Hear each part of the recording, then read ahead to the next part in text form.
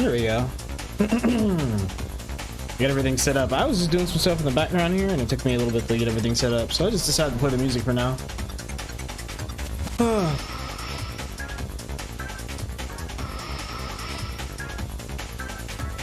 Took long enough. I'm glad that this restream thing is working really well, though. How's it going, Simon?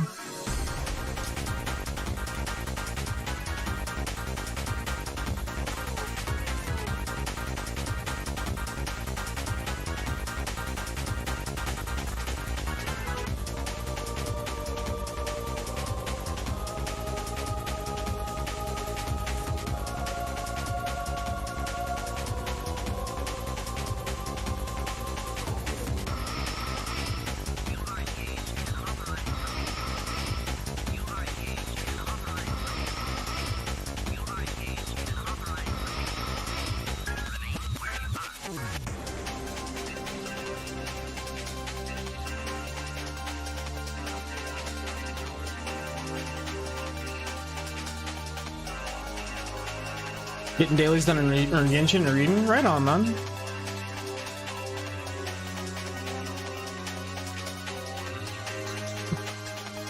I've actually been spending time on BDO again. I mean, I spend time on BDO every day, but I'm trying to push towards doing more in the game than I'm doing now, which should be kind of a big deal.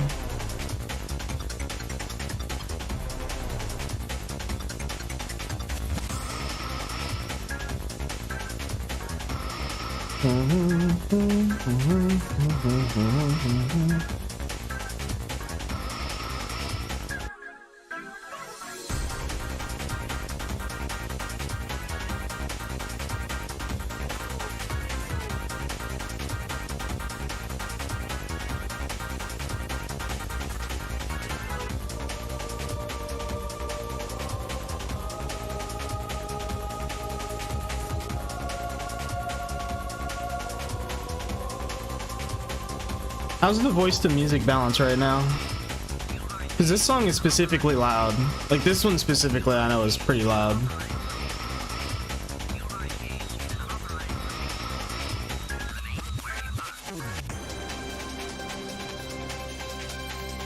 The voice is still pretty clear? Okay.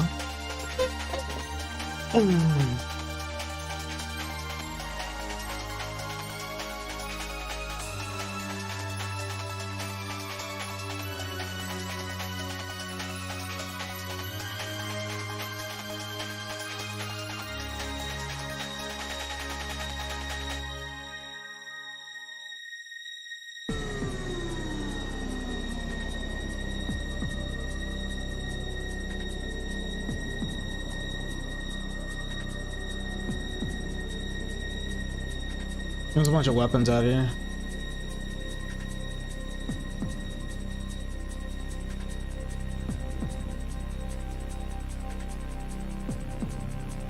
Let's see if somebody's out here on this other channel.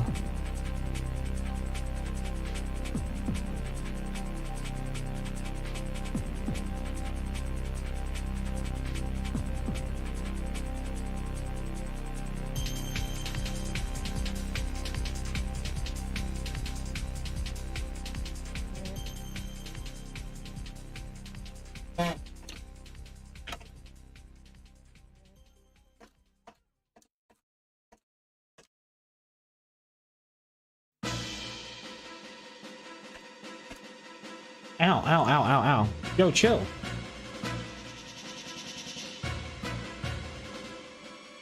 There's so many weapons dropped.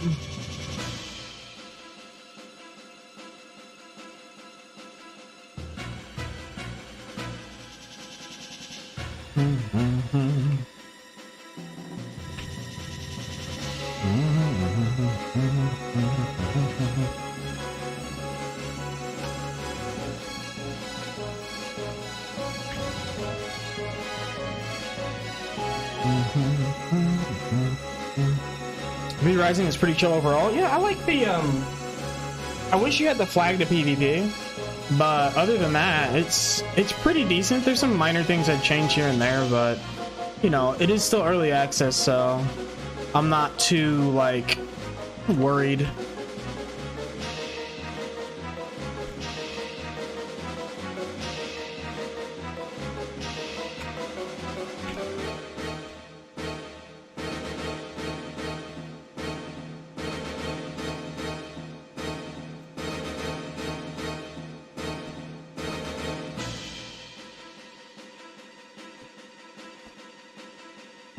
Dun, dun, dun, dun.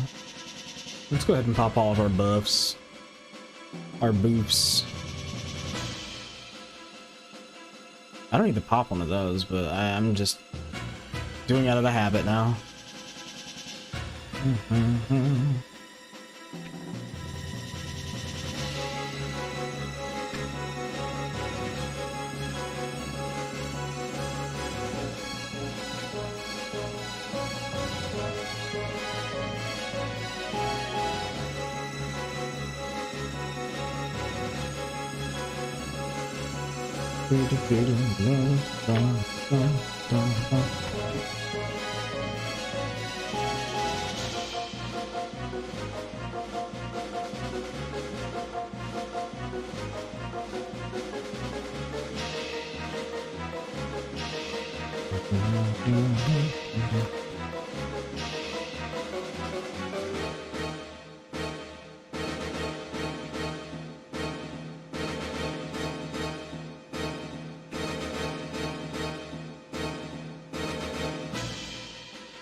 I feel like I need to unlock my 100%.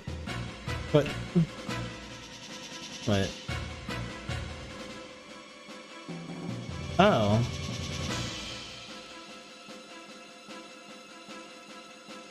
There we go.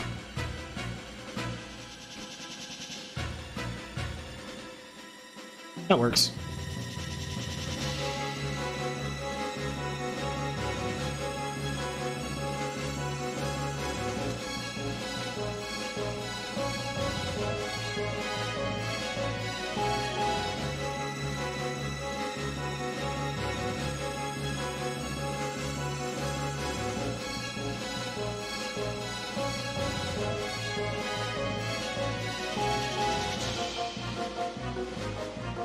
Maybe a little bit more accuracy. I'm missing like maybe 2 out of 10 attacks. PvP's a little odd. Seems your stuff is safe without someone coming with a golem. Pretty much. And you can't lose your equip shit if you die. I got caught out in the sun one time. Well, it's bloodbound to you, and it's not. You're not on a server that's full loot PvP. They actually have servers that are full loot PvP. And I'm assuming you can drop your bloodbound stuff. So. There's also a lot of options on the servers. No, ours is not full loot. I don't believe it's full loot PvP. I think it's just full, like, inventory. I don't think it's full loot, but I could be wrong.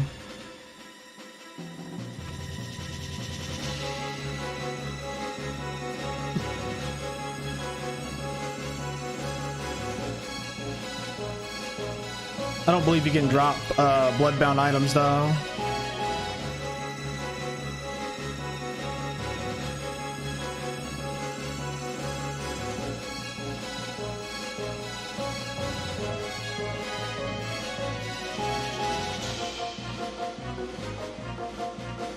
Oops. Dreaded spacebar. Where is... So that's one thing I don't like about this UI. I think I have to, like, bring the gauge out and then save the preset, maybe? Who knows? I'm annoyed.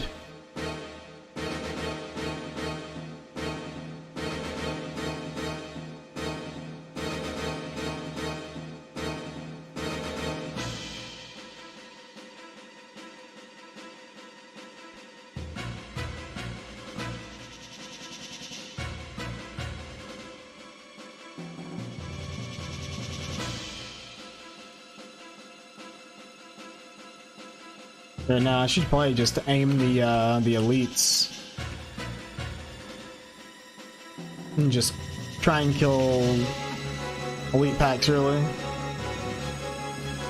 because I'm not gonna be killing these very fast without a weapon. As you can see,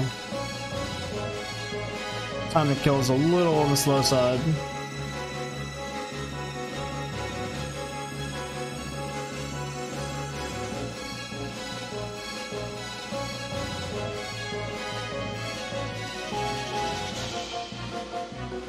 Unless I do 100%. Unleash my ultimate.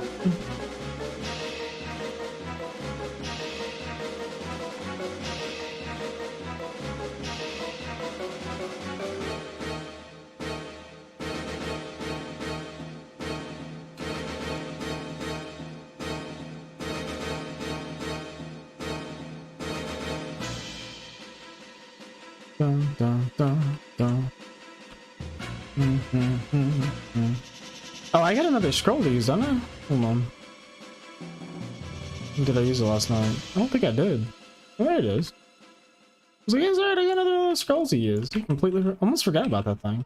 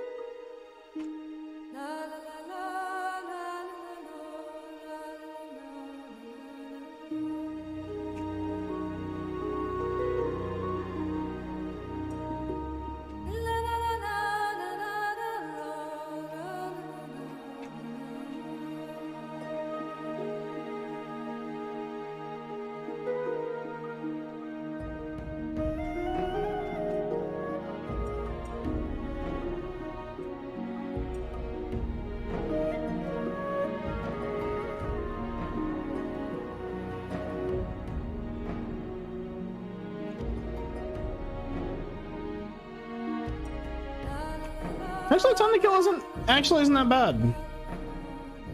I'm just moving from elite to elite, really.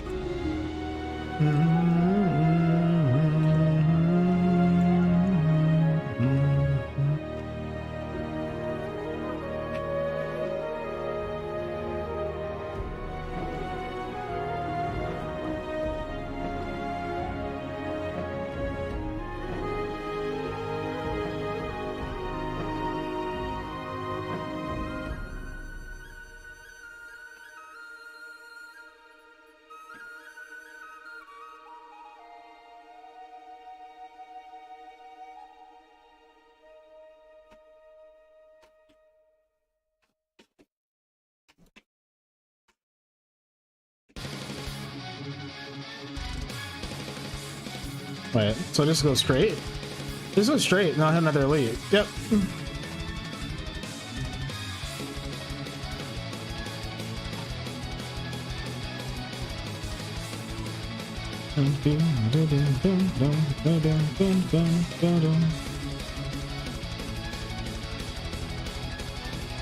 I was like, oh, so full loot is just inventory.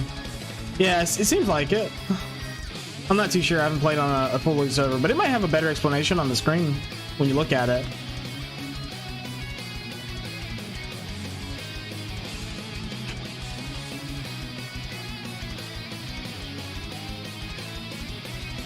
I mean, there are some important things you can lose if you lose your entire inventory.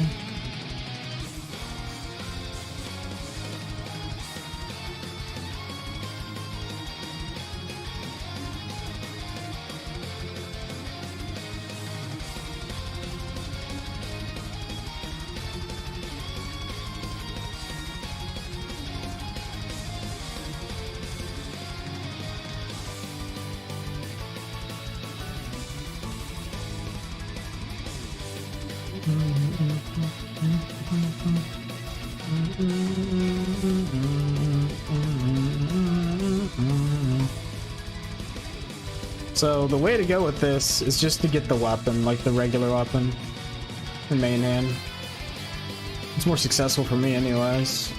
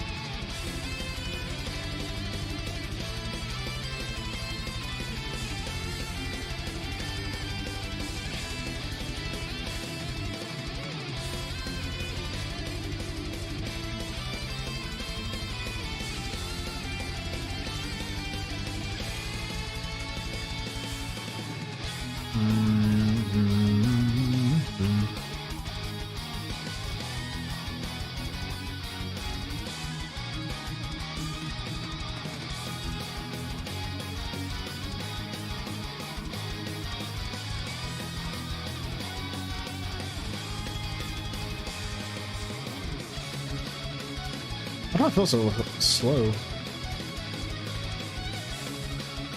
Oh. Either way, server is good-o. Not losing equipment is nice. Yeah. Yes, it is.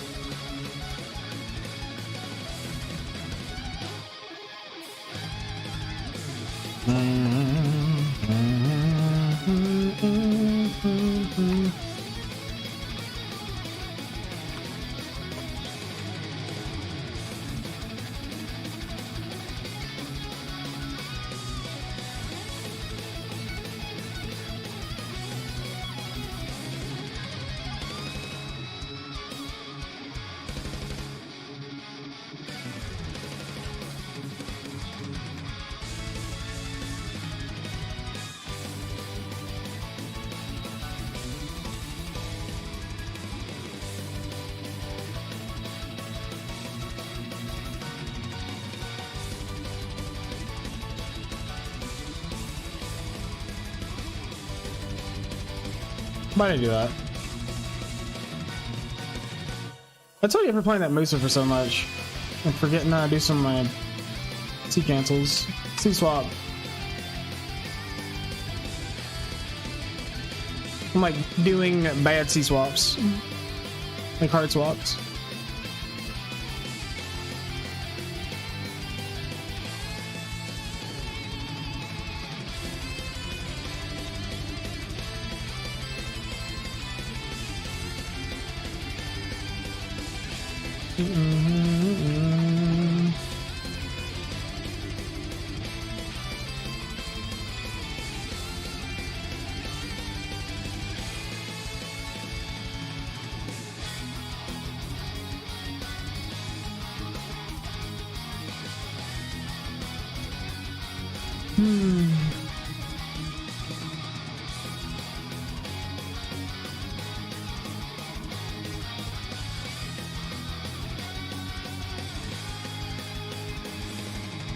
No!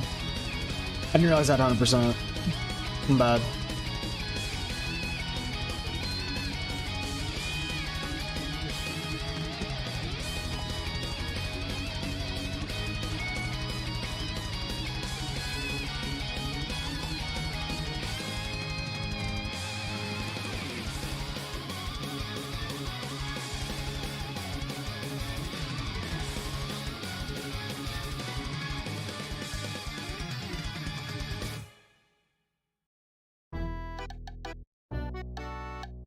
Bum, bum, bum, bum.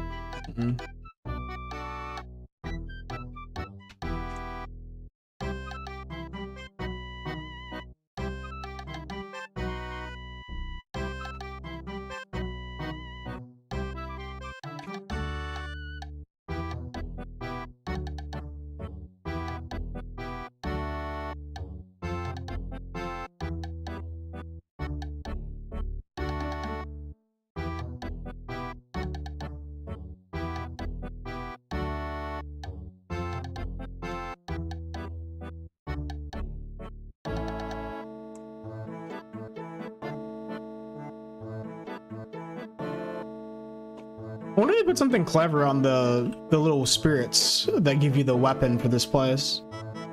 For Elvia, if you're not in the party with the person.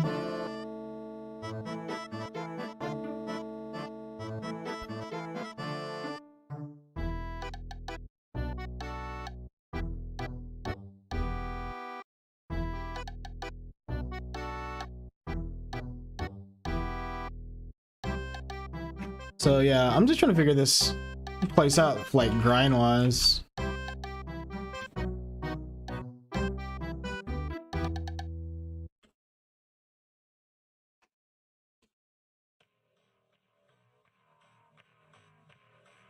No idea what you're up to in it?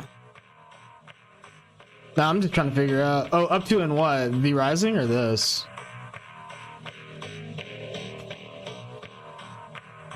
I just see AoE and mobs die. Oh yeah, well in this realm, this is actually one of the beginner areas. So when you first start the game back in the day, you started here, and this was like the second area I went to. But apparently there's like a god of destruction or something that's affecting all of the enemies in the area, and on certain servers it's called Elviel Realm, where they're like high level. So they're really tanky normally, but as you can see, I'm just AoEing and everything dies, as you said. And that's because I have, so when you kill monsters here, you have a chance of hearing spirits near you.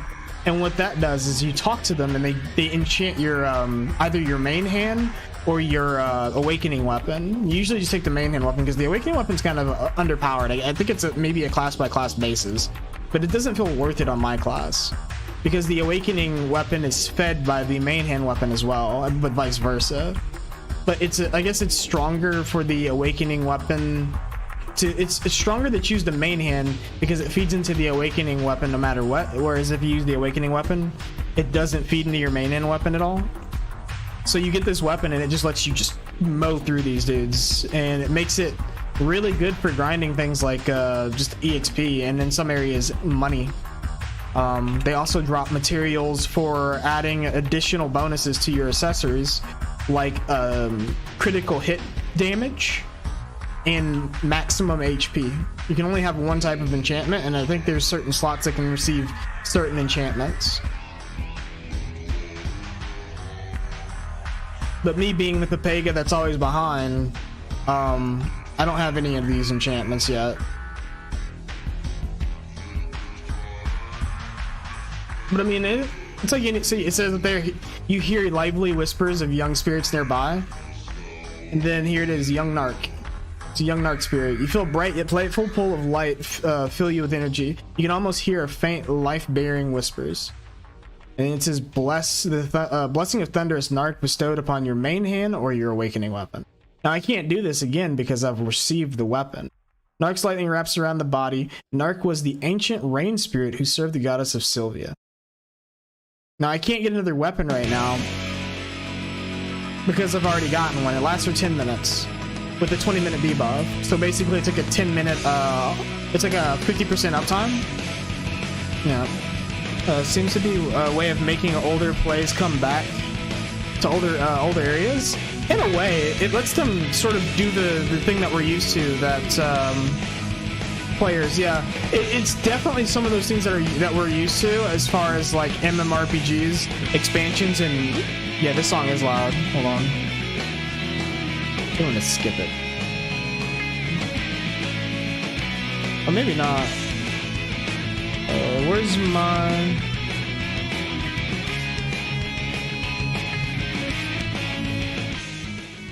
There we go. So it's definitely a way to do the whole rehashing of content thing in an interesting way, like most MMOs do.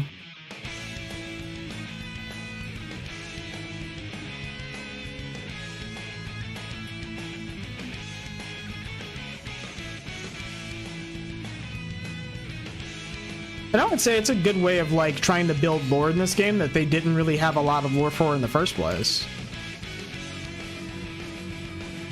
See, now we're without a weapon. You can really tell that the kill speed's about to drop. So I actually have to use my full combo, or I'll be able to use my full combo to actually debuff these mobs, because without debuffing them and buffing myself, as you can see, I'm getting a lot of misses pop up. But when I buff myself with accuracy and I debuff their evasion, I can hit them more consistently.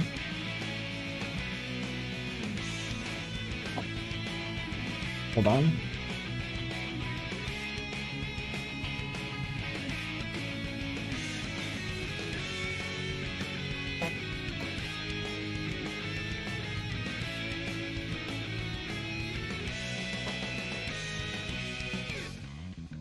Hey, what's up, Ramos? We definitely need to do Ataraxia again, but not tonight. Not tonight. If we were gonna do Ataraxia, we would do it right now. Right now would be the time to do Ataraxia if we decided to do it on Saturday.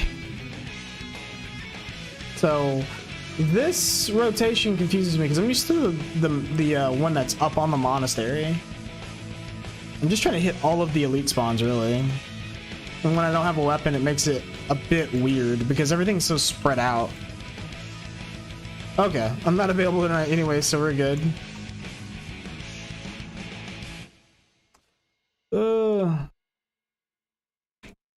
That was a lot of fun, though. Yeah, they added a dungeon experience to this game, and I feel as someone who's you know, I enjoy a little bit of Final Fantasy on the side, you know what I mean? The dungeon that they made is actually pretty cool.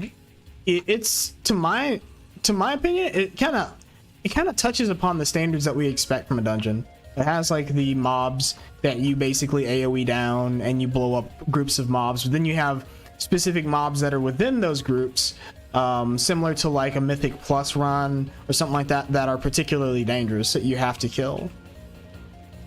But they emphasize them kind of like in a Final Fantasy way. So you know how in Final Fantasy they emphasize certain things when you meet certain monsters early on that they can do, because you know you may or may not run into them later and really need to know how to handle them. It gives you an idea of how to deal with bosses and things like that, which is what they do. They actually add all of the mobs that you run into, well, some of them into a boss fight, and give them a purpose, which is really cool.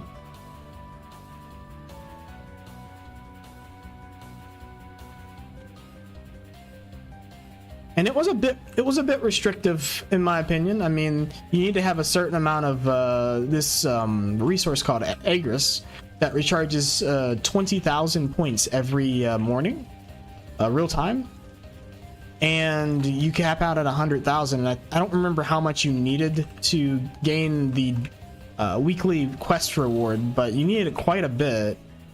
And I didn't do it because A, I didn't have anybody else to do it with and didn't know anybody that wanted to do it. And B, I was using my Agris for grinding, so that is a cool way to dump Agris. The only thing that I don't like, and Ramos can attest to this, is there's no way to truly control threat. Like, Ramos plays what you would think would be a tank class, which when the game first released, it and Warrior were both tank classes, but Valk and Warrior were both tank classes, but we were having issues with just mobs wanting to run off and do whatever the hell they wanted, which is really annoying. We kind of made a part of the beginning part of the fight really annoying because you have two bosses that you need to keep separated. So we have a 5-man party. So one party member would go south because there are enemies that spawn that if they come towards and near the enemies that you're trying to kill, the boss, it will heal them. So you want to have someone grabbing their attention and then killing them. And then yeah, that was rough. Yeah, it was really weird. I feel like you can chalk it up to maybe the siege server,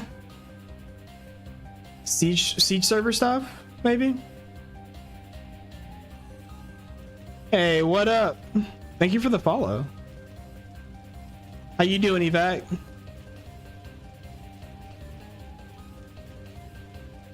Is that an elite? No, it's not. I thought I had the pets out to ping elites. Whatever.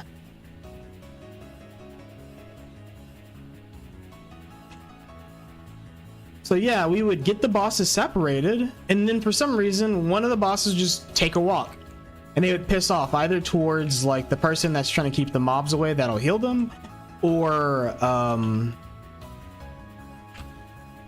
towards the other boss. And if they get within range, I don't think, I'm trying to remember, the only thing they do is that they like do their special abilities over and over again. So they just keep cleaving the entire room, which is annoying. That's it. I mean, that's bad. Obviously, you don't want them just doing their AoEs over and over again, but at the end of the day, like, if there's a way to I don't know, gauge threat or something, that would be awesome. Because monsters just seem to do whatever they want. The AI seems like I'm just gonna go after whoever aggroed me first. There's no rhyme or reason behind why they choose a target to attack. Other than this target is attacking me, I should attack it.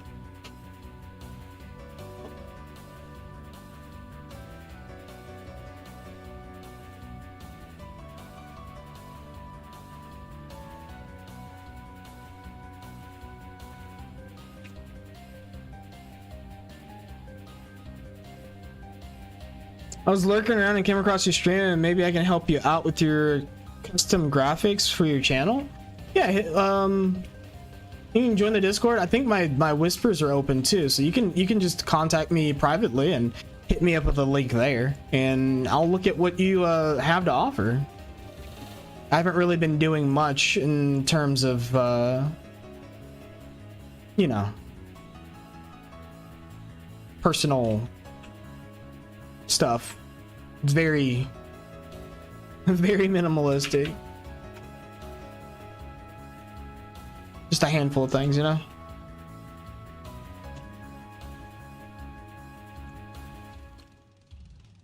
What the hell? 2 minutes before I can use that. Hey Ramos, did they get rid of the weapon specialties? Like, I'm saying weapon specialties, like the different elements being more effective in one grind spot over another? Or is it still like orcs you want Valtara, I think Fogans and Nagas you want Narc, and then here I guess you'd want Valtara? No, not Veritara. The opposite one of that. Or maybe I'm just wrong about that. I know there's certain elements that do more damage in other areas. Like overall. Like a weapon's a weapon, I get that, but since you're on a timed lockout, making the most out of a weapon and kind of max-minning which weapons you use in what areas, it's kind of nice. I believe it made it so good weapons have a higher drop rate at their spots and the bad weapons just don't drop anymore.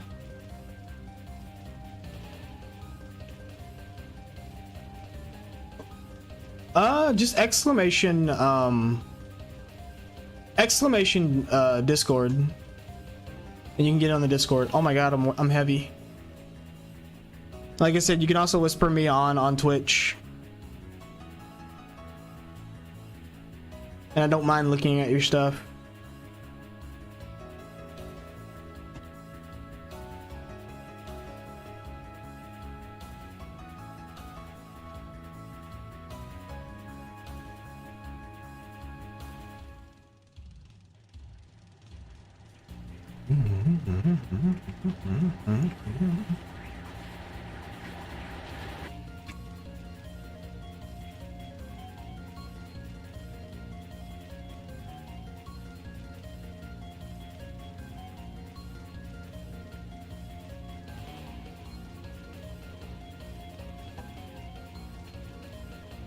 So I'm guessing Valtara and Narc must be good here. Those seem to be the ones that drop at Monastery all the time for me.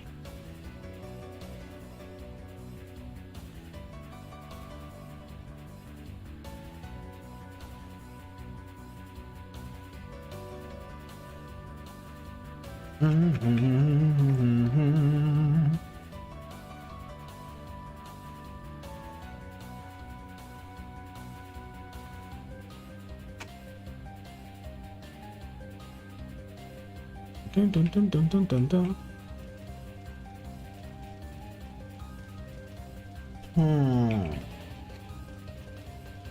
I took a swig of my soda, but I can't because I'll get hit.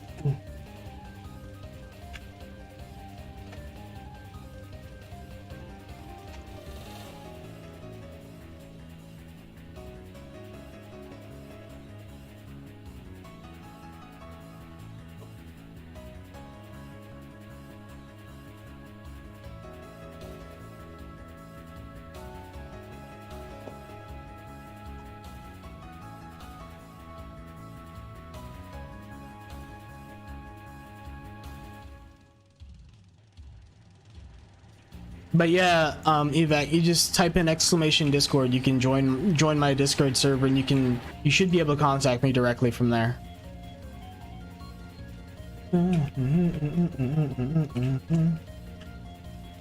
Do you also do emotes, or do you own, like, what kind of custom graphics are you talking about? You're talking about like alerts, animated things, emotes? Because I'm always on the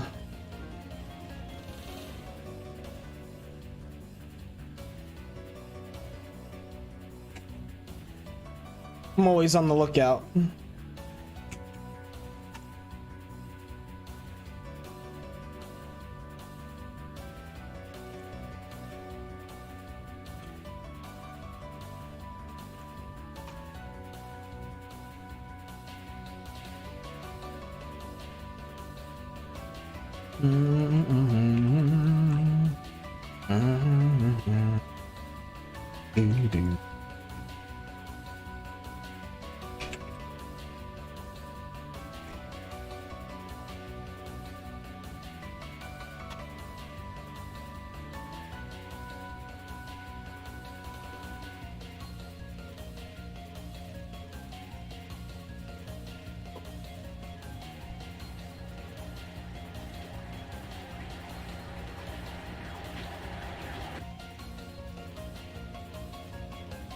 I feel like I should like kill the elite, kill pack, move on.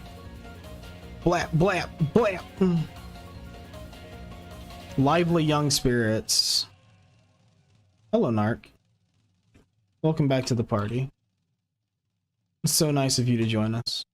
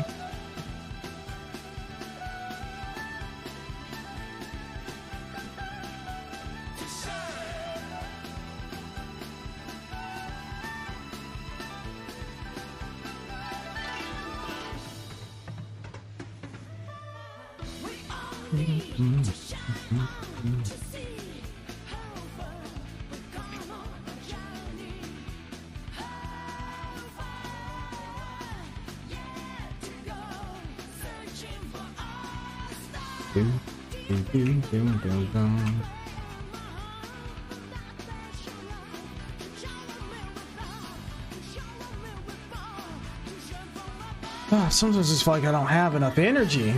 Not enough time in the day, not enough energy in the battery, dude. Ugh. I hate this feeling.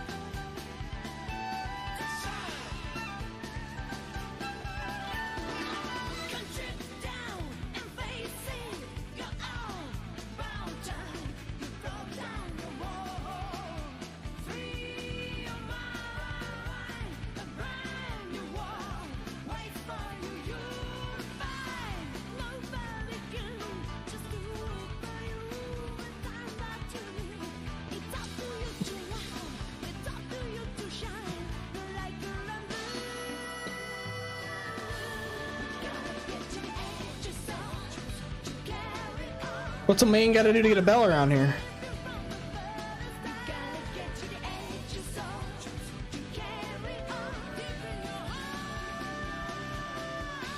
Dun, dun, dun, dun, dun.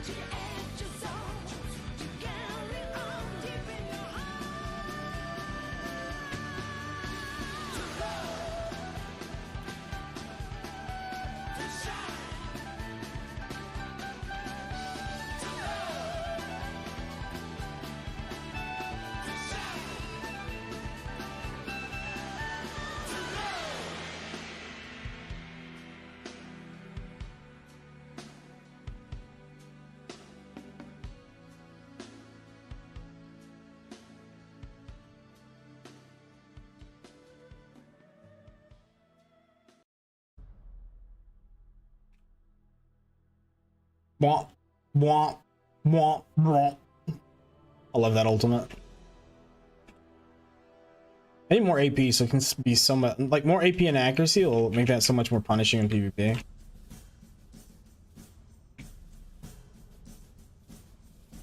Problem is I'm not like greatest gems right now either.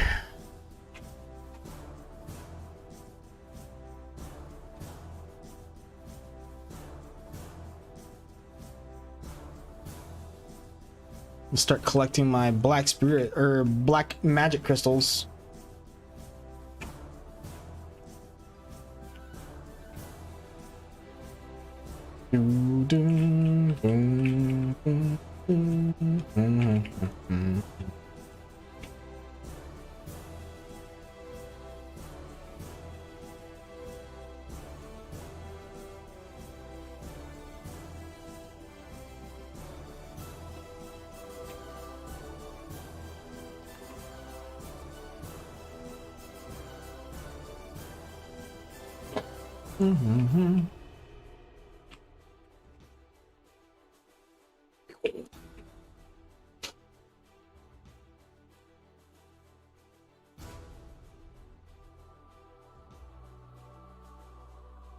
So the goal now is get Kuno to 63.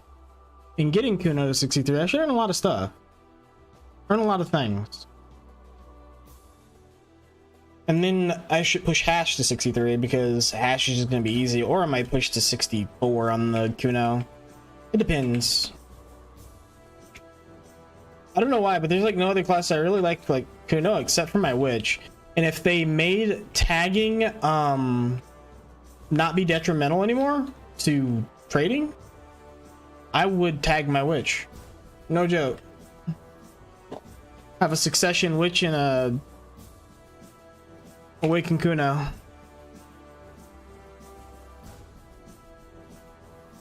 Because my Witch is my life skiller and I'd use it to do life skilling, and if somebody fucked with me I'd like blow them up, and if I couldn't kill them on the Witch I'd definitely murder them on the Kuno.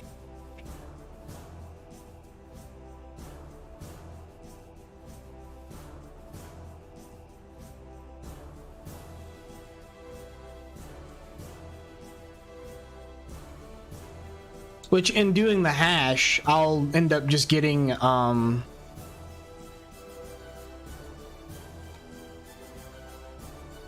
just end up getting stuff for the Witch anyways. She'll need a separate set of gems for her tag gear. Which I wish they had like tag presets. Like if you owned gems, right, and you had them in your main character's inventory or something like that, you could do like a preset thing. It'd be easy to swap out gems like, in and out. I don't see why they have to make a tool that forces, you know, it's a pearl cost to get gems out of your gear. I don't see why that should be even relevant anymore. But here we are.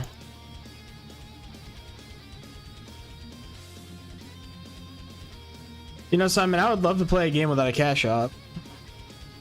Like a good game without a cash shop, you know what I mean?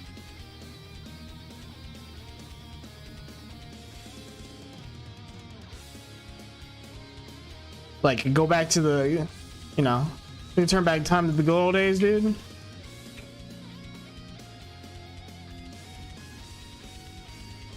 You're the ones that insist playing on video with buddies, though. I mean, there aren't any games out there without a cash shop, like any good games without a cash shop. Like, there's no game out there that has combat as good as BDO. And if BDO had like really well polished PvE experiences that were equivalent to raiding experiences, something like that, and then they, you know, if they had a proper theme park behind it, it'd be insane.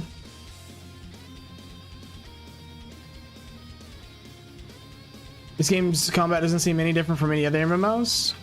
It is though. It's very different. It's very different from like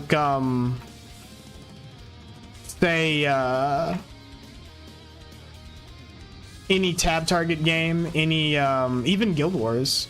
Like it's an actual proper action combat game.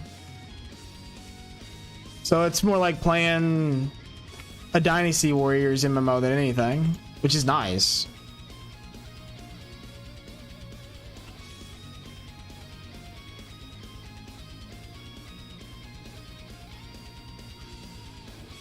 but as much as I like Guild Wars, it still suffers from tab target. Like it is still a tab target MMO, no matter how, like, of course it's got its hacks that cleave and stuff like that, like League of Legends gets skill shots and stuff like that, but it's still a game with tab target abilities and it's a tab target MMO, which sucks. Like I would love for it not to be a tab target MMO. I would also love for it to universally share all of my inventory with my characters.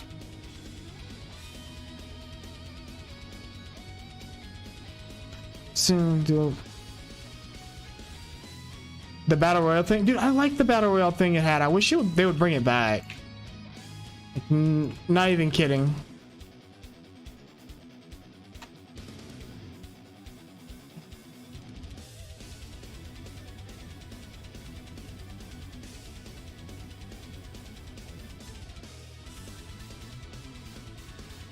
But you got to play a different game just to get that. I mean, if I could play Shadow Arena and get unique titles for this game from Shadow Arena, like, you know how in Blizzard games they have like, oh, if you play, you know, Heroes of the Storm, if you play StarCraft, if you buy this edition of Diablo, you get this in. You play Hearthstone, you get a Hearth Seed, like some shit like that.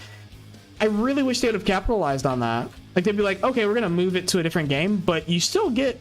You might not get gains in here, but you get some unique rewards for Black Desert Online, and vice versa for playing our games. So like a big thank you for playing their games. But again, I feel like Shadow Arena came out when Pearl Abyss's team was a lot smaller. Like they're still a ridiculously ambitious company, but I feel like they give us a really good product, like a really good now I'd say a really good product with some really cool shit in it, but I don't know, they leave a lot of things unfinished. I will say this about Pearl Abyss: they will introduce a system now, like one of their newer systems, like the artifact system and stuff like that, or enhancing. They'll look at these systems and they'll improve them, which I'm really hoping. Like they looked at the way old classes played compared to like Corsair and Hashashin and Guardian, and they're like, well, they just aren't up to snuff. They don't feel as good as these other classes play, and people were like really worried they're gonna ruin the game because of so on and so forth, changing how different classes work. They just wanted to improve them. Yeah, that's one thing that bothers me.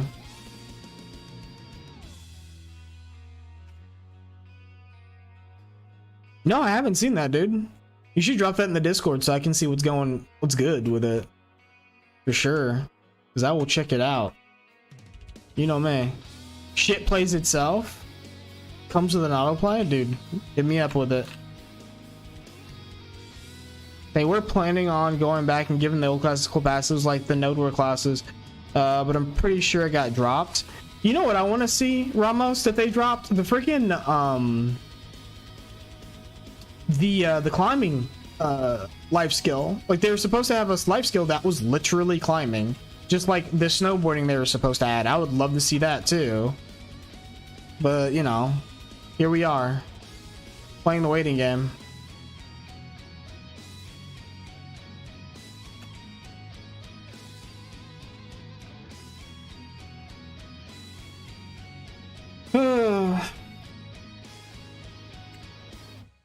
I'm just forever salty. Like that's why I tell people I have a love-hate relationship with BDO. It's a really good game that doesn't realize its potential. I feel like that's the one thing. Dude, I'm on the snowboarding copium too, dude. I'm on the snowboarding copium too. Just watch this. Watch, I can snowboard. I can board over there to my enemies. Like, yeah, yeah, I rode my freaking hula hoop over there. Maybe they'll add it, man.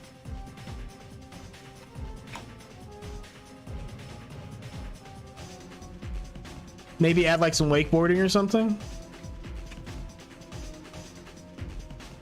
I wish I had the server wars thing they talked about. Dude, they, like I said, they have such ambitious ideas with this game, but it just makes for more like, you know, empty promises that they were working on. It feels like empty promises anyways, you know what I mean? They have like all this stuff that they're trying to focus on. Like they have like this cool stuff that they talk about and then it never gets released, or it takes forever to come out. Case in point, Eternal Mountain, like the Mountain of Eternal Winter was one of those things they announced like what, a couple years ago. We heard about it when I think Kama came out, if I'm not mistaken, or Kama 2. Like we've known about the mountain for a while. Like it's friggin' been something that they talked about. It's crazy. But even then it was just like an idea, right? It was like, you know, oh yeah, we've got this idea for these things. It is what it is. Like it'll come out when it comes out.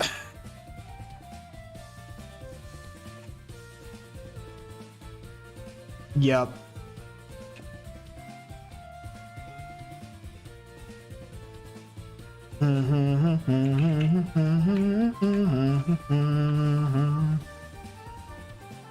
Couple of triggers in the VOD section. All right.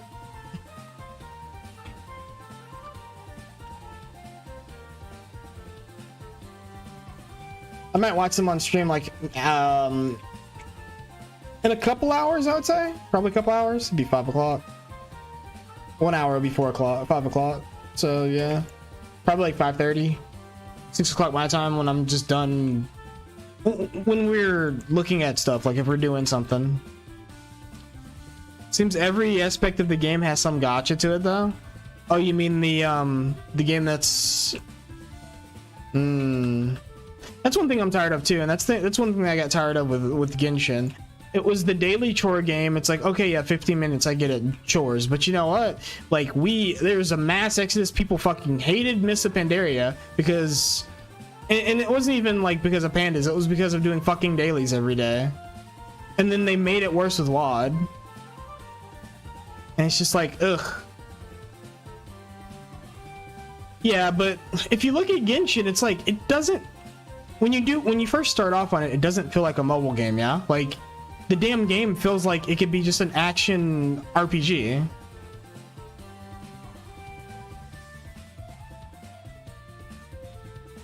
And it's like, then you get to the gotcha section of it and further into it, and it's like, Oh yeah, Genshin is, I'm not gonna say, I guess I could say, you could say fine when without summoning, but it's like you're gonna be sitting on this bank of stuff that you really want to use, and you're limited to when you can use resources, which I get it. Yeah, that's how gachas work, but at the same time it's just like, ugh. Why isn't it like other mobile games where it's like, hey, you're friends with Anobrax. Anobrax has these legendary monsters. Would you like to use them as mercenaries in your world? Yes, please. That'd be the coolest thing ever.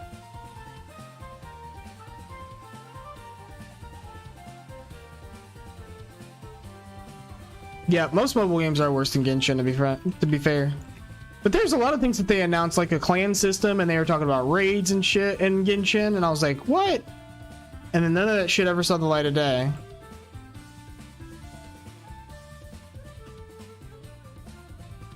And another thing is that the fact that it's a mobile game, they can't like introduce stuff long term. I imagine the reason why they're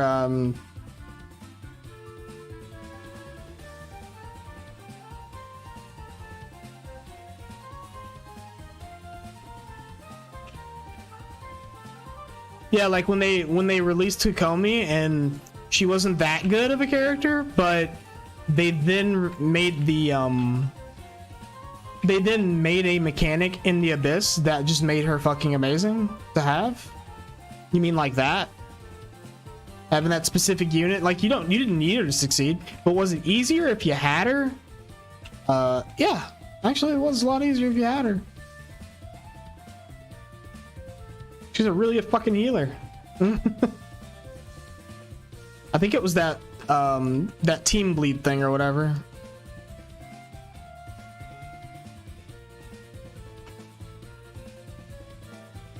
Over can call me for healing against the dot.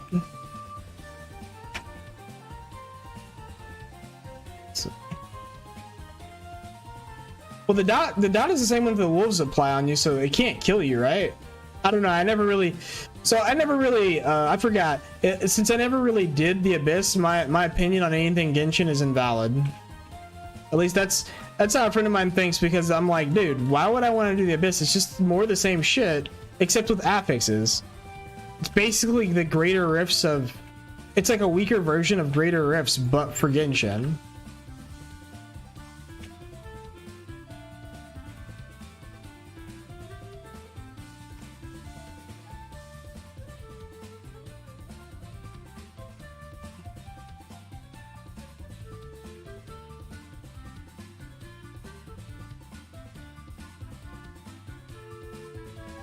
Like, my girlfriend clears, well, she used to, I don't think she has really recently. She probably has. She clears all the floors of Abyss every time it's available, typically, and then she just, you know, we chill in conversations with it.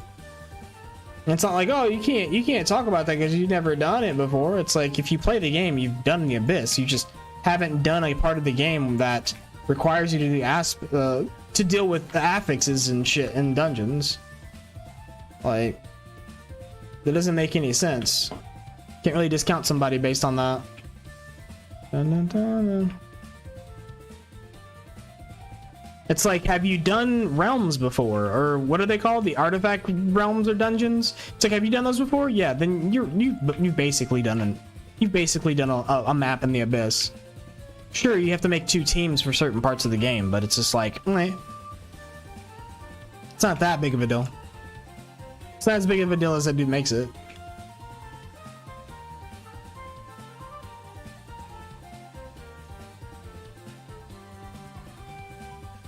I'm fat.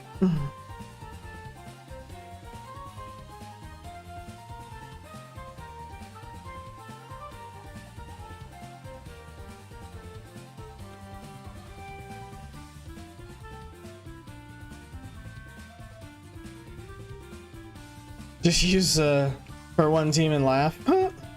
Yeah, she's pretty fucking good. You can get her stacked. Another thing I didn't like to do was farming for artifacts. I could not stand farming for artifacts, dude. People when I was leveling Noelle, meaning her, you'll never get 3-star Abyss in Abyss with her. She's only a new healer support noob. These are smashing 50. Yeah, pretty much. Fucking clowns, dude. Clown world. I definitely hate grinding artifacts. I think that's another thing that turns me off. I think that's like the main thing that turns me off in Genshin is grinding artifacts. I hate it so much.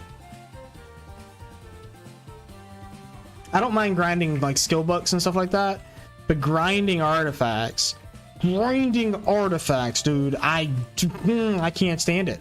It grinds my gears, dude. And my buddy was even telling me, you wouldn't grind artifact dungeons just to grind them to get better artifacts. You wouldn't do that just for a 2% increase. I'm like, dude, have you seen me play Diablo? Have you played Diablo 3? Motherfucker? Huh? Primal Legendaries, bitch. Let's go. Best in slot.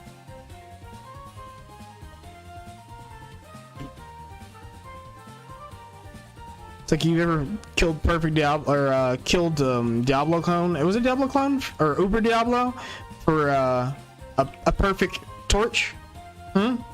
Right? Have you you know anything about perfect items in Diablo? It's like if the replay loop is fun and it's enjoyable enough, I will kill 50,000 Mephistos to get the item I want. Like, don't fuck with me on some fucking replaying the same content, alright? Don't fuck with me on that. Alright, hold on. Boom, boom, boom, boom, boom, boom, boom.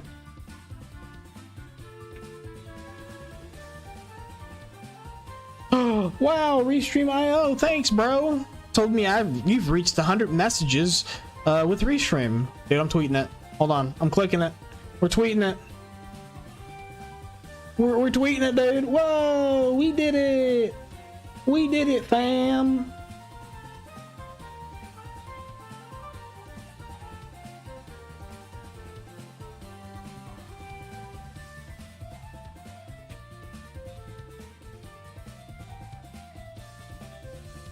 It's like, yo, I grinded out Elton piece, all right? I don't want to fucking hear it.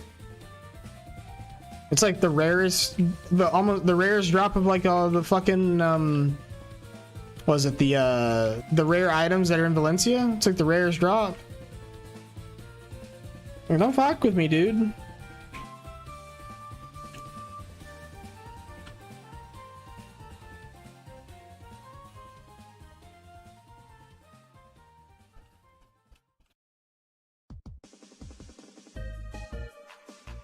Yay, we got a bell! We got a bell, boys! Let's go, we did it. We're winners.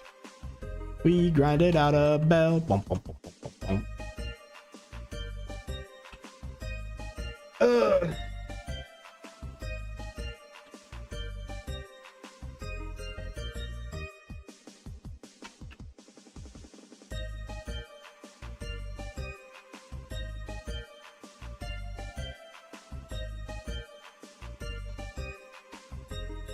It's a good thing I'm only here for EXP.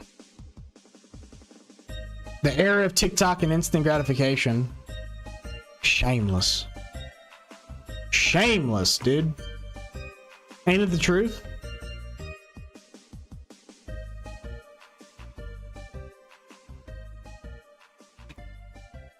God damn it, I didn't mean to do that.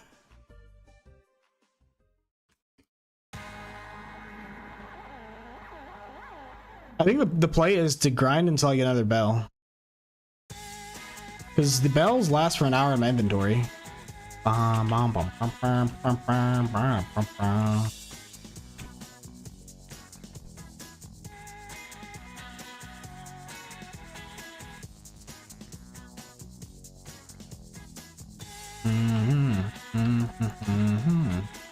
It doesn't matter because I'm not going to do a bell while I have a weapon anyways.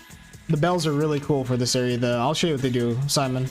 I mean, it's basically this more the same, right? We're grinding mobs, but you see how easily they're dying with this weapon, right? Like this group right here, boom, boom, boom, boom, boom, boom, boom, and then they just kind of disappear, right? That's how the mobs summoned by the bell are. They're just driven insane by the bell, and they come out and attack you. Another thing about these grind spots. So when I first played, I was gonna say Lineage. When I first played Lineage 3, when I first played this game, I thought about like Lineage, right? Like I was like, this game is like, I would call this almost like if it was a complete game when it was released, I would have called it like a spiritual successor to Lineage. Quite literally, Lineage 2, I mean. Because it's when it came out in 2016, I'm like, this game's way ahead of its time, right? It's way ahead of its time. It's gonna explode in the future. Like, I'm not playing it because it's gonna explode in the future. This is the game I've wanted for a long time, right? And when the game first came out and I was doing like these different grind zones, I'm like, it's cool to grind. Like, I don't mind grinding around in a circle and doing that, right? But if they could add something to spice it up, like if you kill so many mobs, you get attacked by the boss of the area or some shit like that. And I was saying this like 2 to 3 years before they even released Elvia. Because I was looking at other games and like in Lineage 2, I know they have like raid bosses and bosses in certain areas that you can take on with parties, which would be cool if they had here. Like they would literally just be standing there, and if you got too close, they just kill you.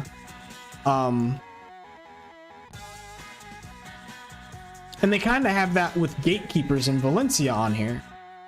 But I was like thinking like you should be able to go somewhere and you beat up a bunch of the mobs there, right? And then the chief comes out and he's like, oh, stop killing my guys, and he fucking fights you, and you have like this boss you're fighting, and then you kill him, and then you can get some rare drops or some additional loot or something like that, right?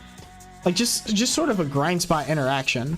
And then lo and behold, like 2.5 years later, I didn't call it because I didn't think they'd ever do it. They released a grind zone that is the old zones, but juiced up to have like certain mechanics. Once my weapon runs out, I'll like go over what I mean. Like I think you have an idea of what I mean. Like when you grind somewhere, there's an interaction with where you're grinding, and there's a reason why that interaction happens. Like there's a leader to these guys here. I have no idea how to get him to spawn, to be honest. I don't know what it's tied to. I've just had him spawn on my face a few times and try and murder me. It came out of nowhere. I'm the Juggernaut, bitch. Started punching me through my protections and stunning me in place. He's like, oh, you thought that was super armor? Keck W. Had to fight him without a weapon. It was horrible.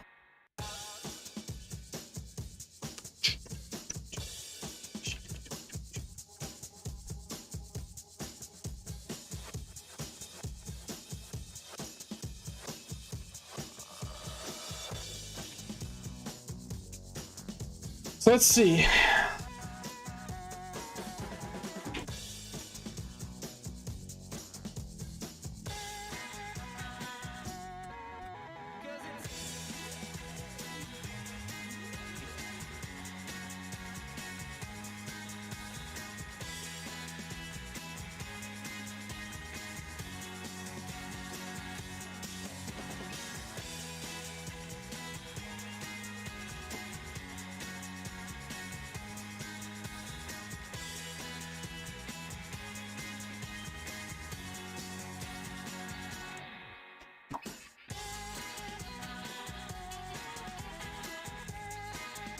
All right, my weapons ran out. Oh wow, I don't have a food buff. Okay, doesn't matter. We have a bell right now, so I'm gonna come over here. Just have to go up the hill anyways. So here is this area here. Let me turn off the. No, that's not it. What the fuck? There we go. Let me turn that shit off. So here we have the. This is like a level 20 to 30 area, right? You've got the main city, Heidel. And then to the west of Heidel, you have freaking the altar imps. That one has a mechanic where you draw these creatures to like a specific point and you kill them, and the artifact absorbs their like energy and souls. And it's just makes an explosion of mobs around them, and then you kill all the mobs, and then you keep doing that until the altar imp chief shows up and you fight him. So that's kind of a cool interaction. That's all I really know. I've never really sat and grinded this place because it's a 2-man party, and I don't think anybody wants to do altar imps anymore. I don't think it's that great of a grind spot at the moment. Baragi Den is really good for 61 to 62. It's a bandit den. You find different grind spots in it, and the faster you kill them, the higher Baragi raises the alerts, right? And as he raises the alerts, it's almost like what can you think of? Grand Theft Auto stars, right? And at 5 stars, Baragi fights him yourself. But stars 1 through 4, he sends bounty hunters after you as you're grinding. So you'll be grinding and you'll see like bounty hunters like come leaping in at you, and you get to kill them, and it increases your notoriety there. And once you hit level 5, Baragi comes out of a big black portal himself and fights you. Easy enough to kill. Orc Camp, it also has a leader. I think every zone has a leader that comes out and fights you once you've grinded there for long enough. But I don't exactly know what the trigger is. I imagine the trigger in Orc Camp is killing the wizards. So in Orc Camp, they've trapped spirits in cages, like these spirits of light. And as you can see, the area is dark. Like the sky's dark. And I think Hadam's like the god of darkness or something like that. So he's like infected the area and made these monsters or these creatures or enemies stronger. The orcs have like these creatures, these light sprites, and if you release, I think 4 of them are from their cages, they come together and create a huge pulsing area of light that weakens all of the orcs in the area and makes them easier to kill. But until that point, they're actually really hardy and tough enemies. Whenever you get a wizard, one of the elite mobs in the pack, and he's inside of an area of light, he'll start to cast a powerful spell that will both extinguish the light and damn near one-shot you, as far as I know. Like, it hits really hard, so then you'll want to jump on him because it'll announce that he's doing this incantation. Eventually the orc chieftain will come out and attack you, and you can defeat him for additional loot and stuff. Same with the Swamp Naga and Fogan area. Now this one's pretty interesting. So you have a territorial Swamp Naga habitat, and then you have the territorial Swamp Fogan habitat surrounding the city of Glish, or the village of Glish. And if you come through here and you go to this should be called like New Glish, because this is Old Glish. If you walk along the road here, if you look around, you'll see like swamp fogans and nagas fighting each other, basically fighting for territory, which is a cool interaction. If you grind in either area though, periodically you'll trigger invasions. So you'll be grinding here, and then periodically you'll see a swamp fogan invasion has incursion has begun or something like that, and all of a sudden you'll be surrounded by fogans and you'll be fighting fogans. Cool interaction. Kill enough of the nagas, I'm pretty sure you get a naga chief. Kill enough of the fogans, you get a fogan chief. And then, I mean, it's like very simple interactions, but it makes things interesting. Bloody Monastery, grind here long enough, you'll get a bell. Like I said, if you use the bell within the monastery, you'll summon mobs, effectively creating like a horde mode of weaker monsters that'll attack you over and over again. Now, as far as summoning the leader of the Bloody Monastery, I don't know if it's tied to how many bells you ring or how many of the elites you kill. Haven't figured that out. I haven't really read too much into it. And then there is Castle Ruins, which is a 3-party area. You kill the rebels here repeatedly until you get secret orders. Your party member that has secret orders, you give them lead. They will use the item on the command tent, summoning elites all over the field, and they'll be highlighted. You have to kill all of the elites or enough of the elites to force Al-Rundi, the leader of the rebels, out of hiding, and then you get to kill him. And then grinding is normal until that happens. So it's I mean, it's not super like crazy or special or anything like that, but it's enough, right? It's something that's in the game that's added. They're adding some content to make grind spots more dynamic, which is something that every game with a grind needs.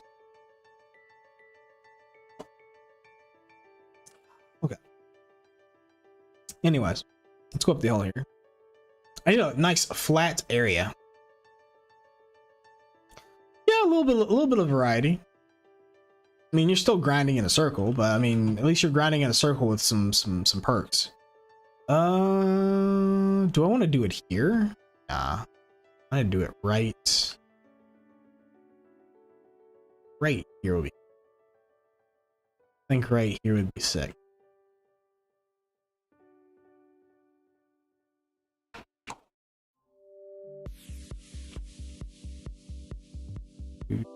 Clear them out real quick, and then I'll use my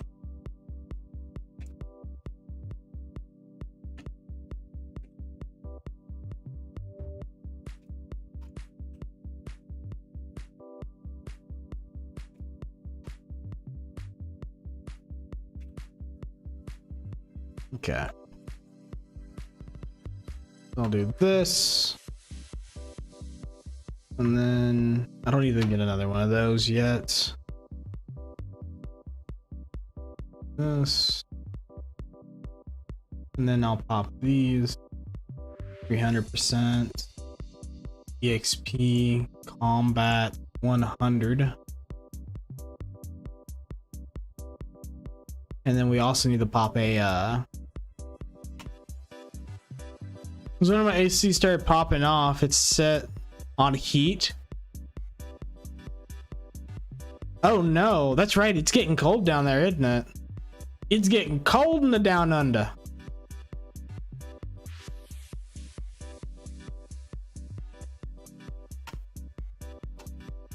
All right, now we're gonna ring the bell. Now the reason why I chose an open area is because it makes it a little bit easier to fight these dudes. Because they'll come out of the woodworks, and then in the flat area they'll be whoa, it hurts. Why does it hurt so much? Probably because it's nighttime, right? Yeah, it's still nighttime. Wait.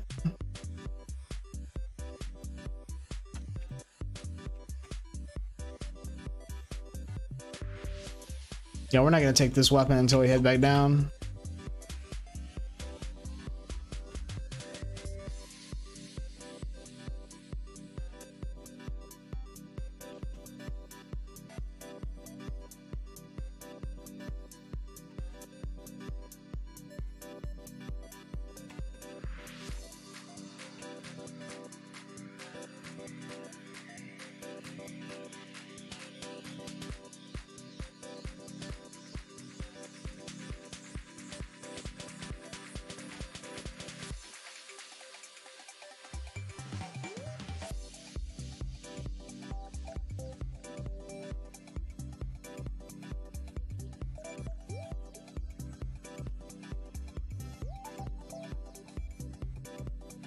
But I think the one thing that stands out like a great bit different with the combat is not just the fact that there's no tab target, but the fact that I would say it doesn't play like other MMOs because of the fact that you use key combinations instead of using hotkeys to do all of your attacks. Now, yes, you can see at the bottom I do have hotkeys. They do exist. In some abilities, you have to hotkey. That does exist. But for the most part, all of your abilities are key combinations of like Shift F, Shift E, down Q, forward E, a left mouse button, shift left mouse button, shift right mouse button, space bar, or another key at specific times during certain skills to make certain things work. Sounds like hotkeys. I mean, yeah, hotkeys, obviously, but it's a bit different.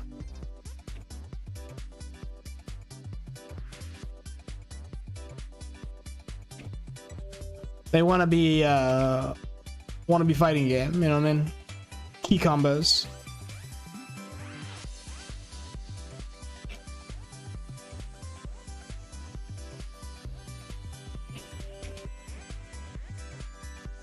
And positioning is key, right? Like actually positioning behind someone or trying to get behind someone makes a lot more sense than any other game. Like obviously you're gonna want to be behind them as like a rogue or something, but other classes are just gonna be in their face, right? But even in World of Warcraft or even like Guild Wars, I don't think they have back attacks on there. Obviously, it makes a bit of difference when you're attacking someone that's in melee from behind. You have to force them to turn around. It's another input they have to worry about doing, but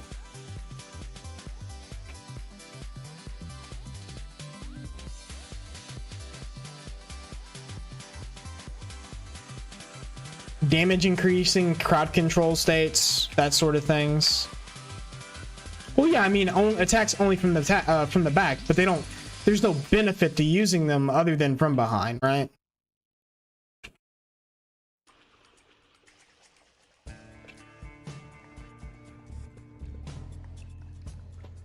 And I've thought about Guild Wars a lot with the new expansion and everything coming out. Believe you me.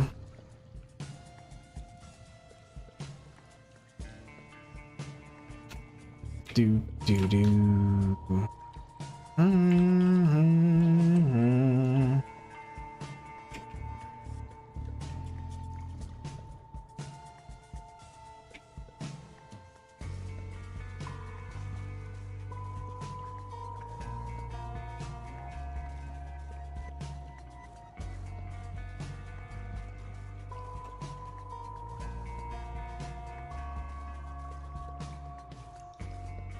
I just realized I'm not using the Black Spirit's energy burn.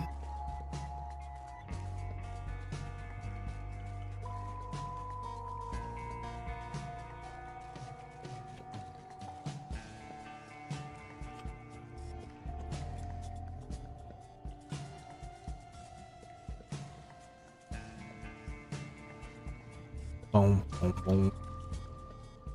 Dun, dun, dun. Ding dong.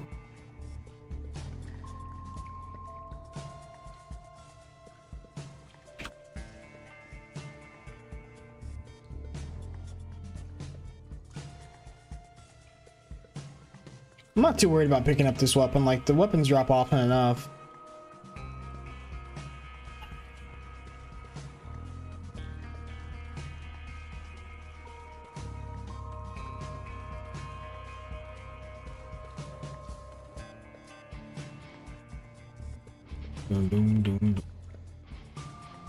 Hey Ramos, do you know what causes the bell, not the bell, but Muskin to spawn?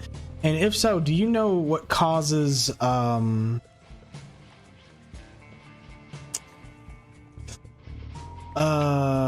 shit. Not causes. Do you know the duration of a bell? Is it a certain amount of kills, or is it a specific length? The countless kill combos were too good. Dude, Guild Wars 1 it lives in a vacuum, dude. There'll never be a game that's as interesting as it was. And for the small time that I got to play it, I saw everything that you really see in the game. It was a very interesting game because, god dang, dude.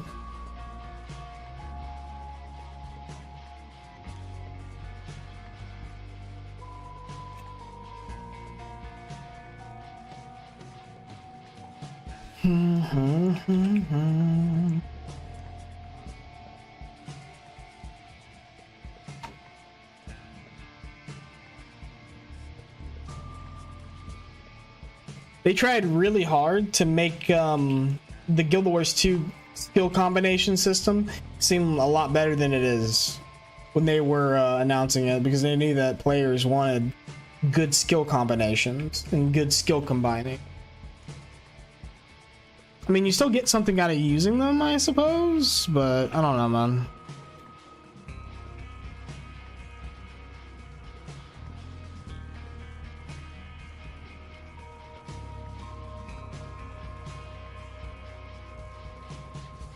I mean, you're just gonna be using stealth fields and fucking blinds and fire for might anyway, so it's like, huh, what does it matter?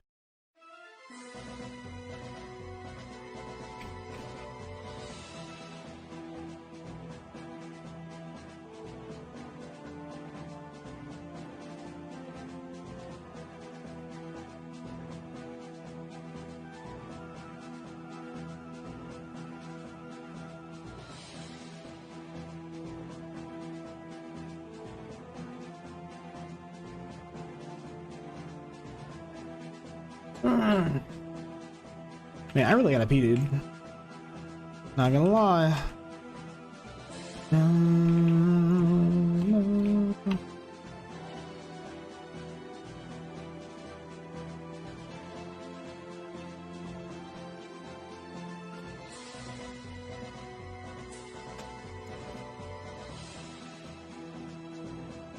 Waiting for this game to come back to its senses and drop me another bell.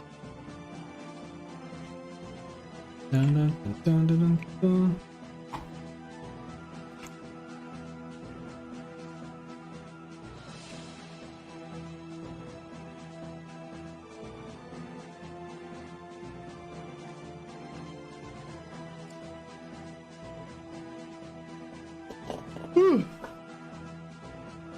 Probably gonna go grab an energy drink and go pee real quick.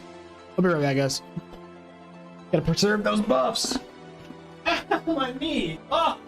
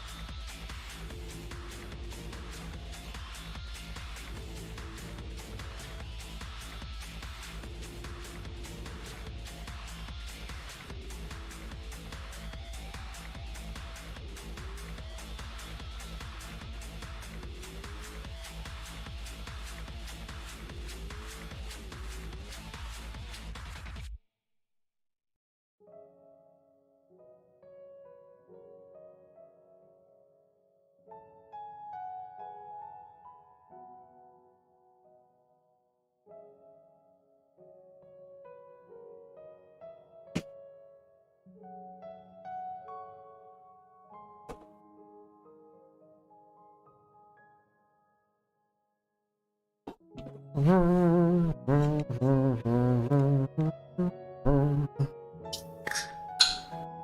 so funny, man? This shit hurt. I turned and the metal of my desk just ate my knee.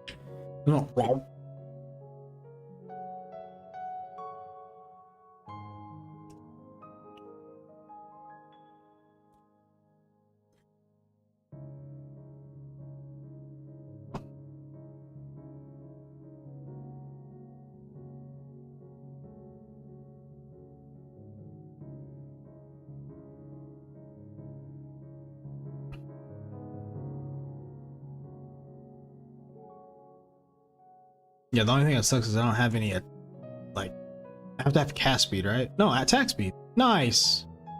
I had to have cast speed. Thank fuck. But I have magic game.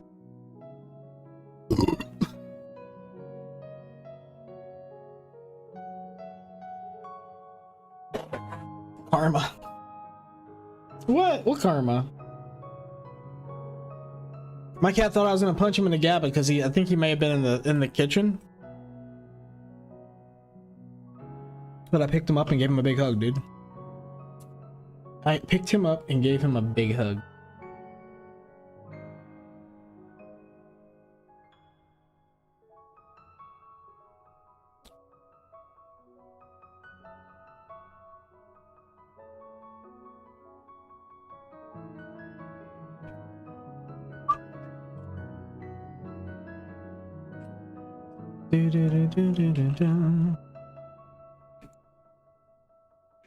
Sealed black magic crystal. Bruh. +2 luck. Oh, that's right. I didn't have another old moon. I ran across a level 26 archer boss at like gear level 20 and just abused the spell. And I just abused the spell she dropped since. Yeah, I killed her pretty early on because she started fighting a golem, and then I waited until the last minute to go get her. And I think you may have saw me on stream do it, or did I do it on stream? So she died, right? I beat her. I helped kill her, and then I was like, okay, well I can't kill the golem, so I'm just gonna try and take her blood. And so when you absorb V blood, you become immune to damage. You phase out. And as soon as I phase back in, the golem punched me and one-shot me. So I was like, well, I got the ability, but I'm dead.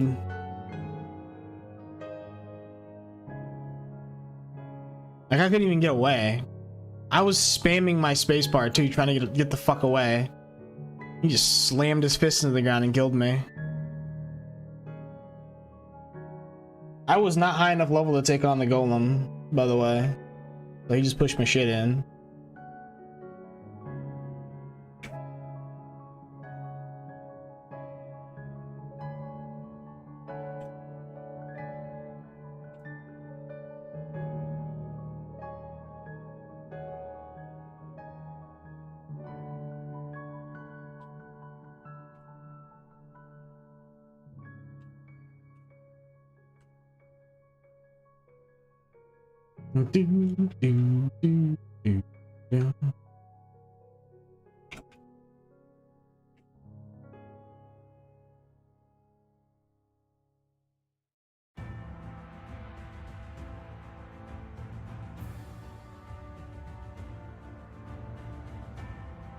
Same expansion, different area.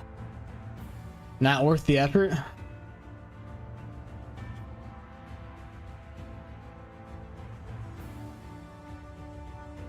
No, I haven't yet. I said I'd look at them after I was on my grind. Like, I'll probably start up doing like some cooking or something, and then pop open an extra window, and then we can watch them on stream. Studio Ghibli looking stuff? That sounds very attractive. It's a shame that everything's gonna have a gotcha attached to it though.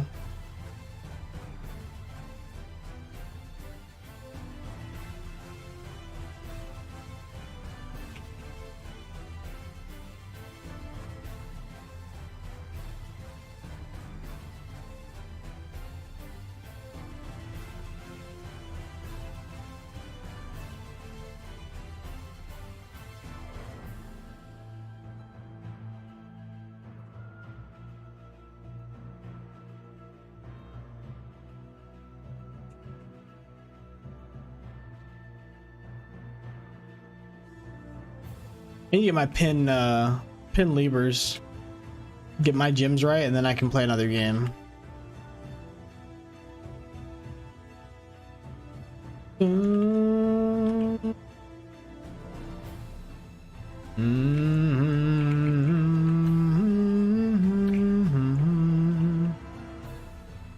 Hey, we got another bell, boys. Let's go.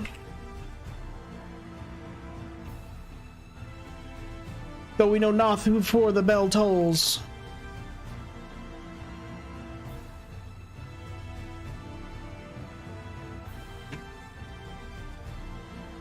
I roll up in the monastery like, hey, you guys, come fight me. I stole your bell.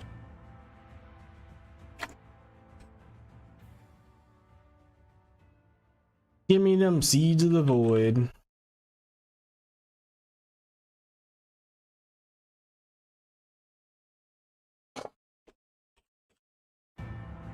I have a lot of life skill equity too, which is basically life skilling is like crafting and stuff, crafting and gathering. Dude, I tell you one thing though, what they really need to do, and I've been thinking about this pretty heavily, maybe they'll take my advice and this will happen just like Elvia happened 2.5 years after I mentioned it when I was doing a stream one day. So, they should take the fishing life skill and revamp it. They should make it like Bless Online, like the remaster or the re-release of Bless, or like Arcage, where but they should keep the current system. So the current system is they should get rid of the active part and revamp it. Ooh, I got another bell. So the way fishing in this game works is you pick a place, right, that you know the fish is going to drop, and you cast your line, the fish bites, and the active portion is you hit a button and you snag the fish, right? And then to catch the fish, to attempt to catch the fish, it's like this little, like, you know, like those little bouncy bar things where, you know, you have to click it in the hot spot or else you fail, and if you click it perfectly then it auto completes. It's basically what fishing is on here. And then if you succeed but you don't do like a critical success, you get a mini game that's just Simon Says with WASD. It's stupid, actually dumb. So what they could do is give you like some better fishing mini game that feels like real fishing. And I think that's one of the things that I really liked about Bless, is when you're fishing, you're like trying to reel the fish in, and you're like pulling, you're literally like pulling the fishing rod left and right and trying to pull them in, and then the fish will like fight you, and it'll be like, what was the mini game on there? There's also a tension to it too, like there's line tension and everything. Now, you can avoid doing this mini game by when your character snags a fish and it's like, oh, look, you've gotten a fish, you know, you've gotten a bite. You can just let your character sit there for X amount of time and he'll pull it, you'll pull in whatever you caught, and you'll either, you'll put it in your inventory, or if you are high enough fishing level, you can set a rarity in which you keep. And that's what your character does. Like if it doesn't meet that requirement, your character ditches the fish or whatever he caught. So I would like to see them make a mini game, like a fun mini game for the active fishing portion of it. You can leave the auto fishing in. Auto fishing's fine. Auto fishing is lit. You can leave your character AFK while you're at work and come back to a inventory full of fish and just go trade them in and make a little bit of money. Or you can be fishing in a place and you only want to get the little relic shards for doing the scroll pieces down in Calpheon. That's cool too. They just need to work on their they need to work on some of their other stuff. They've done a hunting revamp, they've done a gathering sort of upgrade or rework, or whatever you want to call it. They haven't really done much with cooking and alchemy. It's still the same, which is, I don't think they really need much of a change. Fishing really needs some love. And horse training, like the horse training stuff, the little horse training mini game is kind of stupid, in my opinion. It's Papega thing. it seemed like they were systems that were added because they were like, this game's a technical alpha, guys. We've got an engine, but we don't have a game. Who wants to buy? And people bought into it, and they're like trying to develop it, and it's like, okay, maybe we can actually make a game out of this, and not just have a technical alpha for our engine, right? So they decided to just tack on a few like lazily made mini games on things that weren't combat.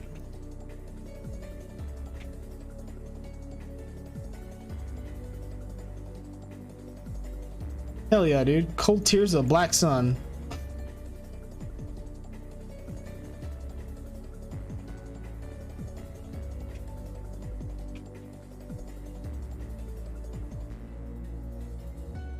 Just making my way back to the monastery.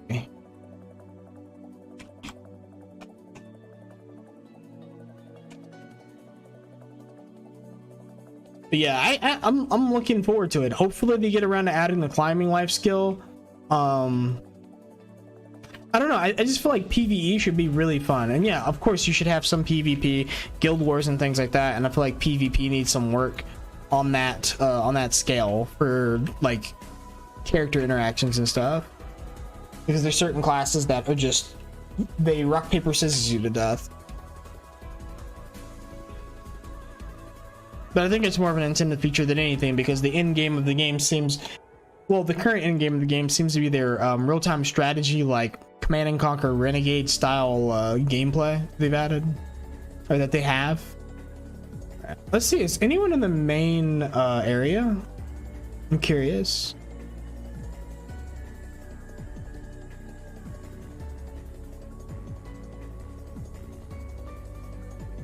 It's easy to tell. Just run straight up to there.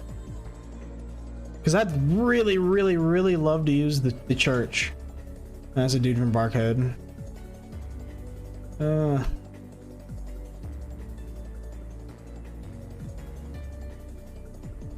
I think right here should be a good spot.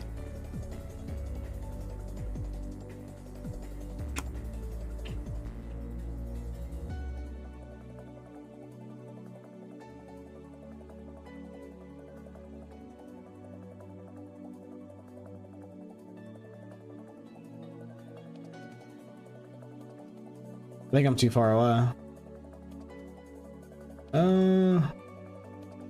No, there we go. Cool.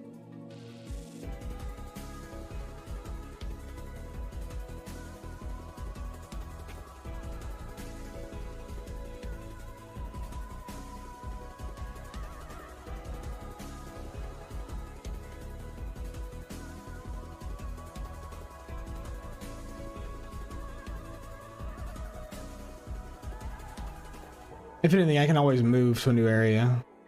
Yeah. So the other area I was planning on doing was over here.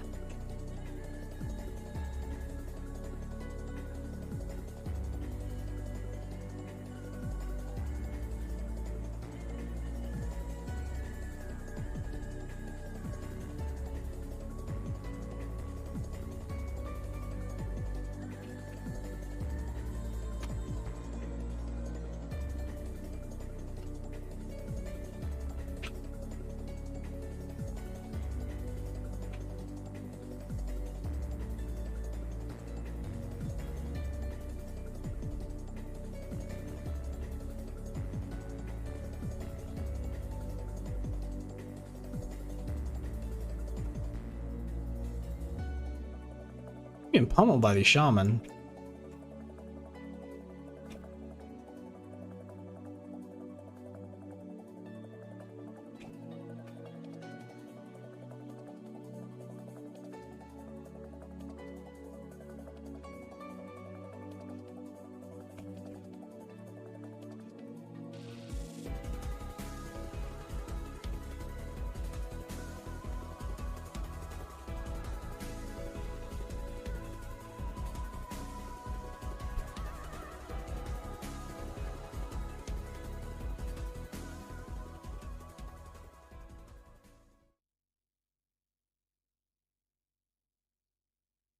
Kaboom! Oh.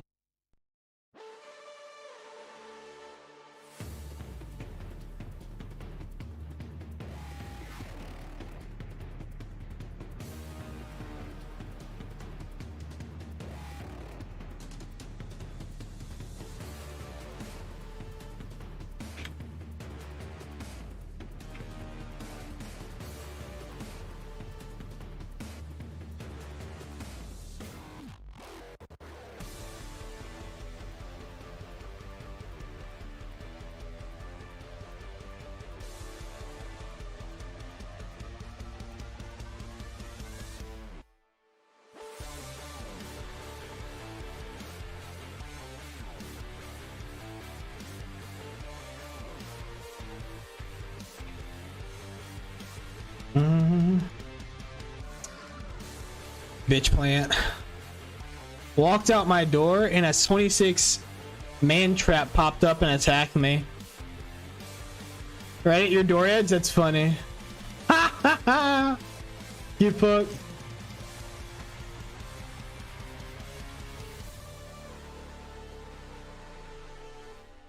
Yeah. Are you still on our server? Have you seen my castle yet?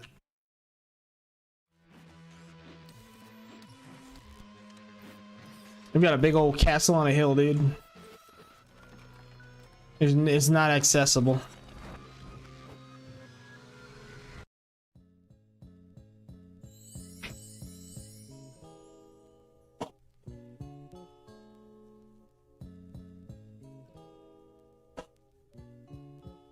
Man needs friends. Peaceful. Peaceful. It's so peaceful. Hide away.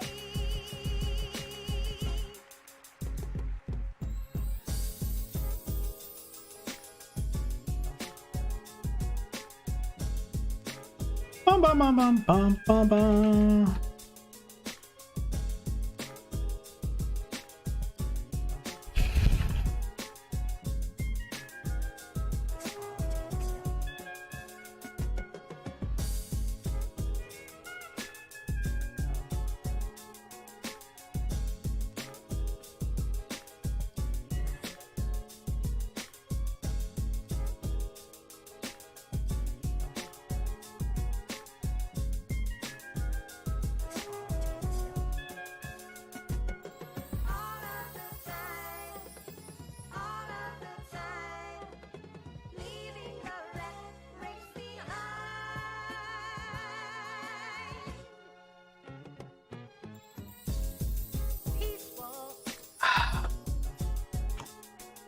Tonight's gonna suck. An early work day and then I have a late ass work day tomorrow.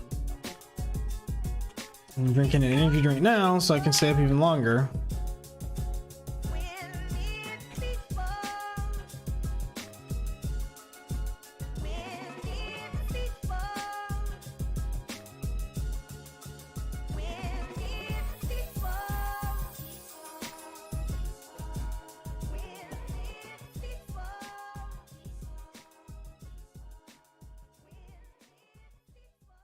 I wonder if the dude will mind if I use the room up there. I'm gonna ask him. He might mind if I use the church for the bell. Where'd he go? Oh, he just killed over here. Where'd he go? Yo, what the fuck? Where the fuck did he go? Oh my god. I'm going to the church.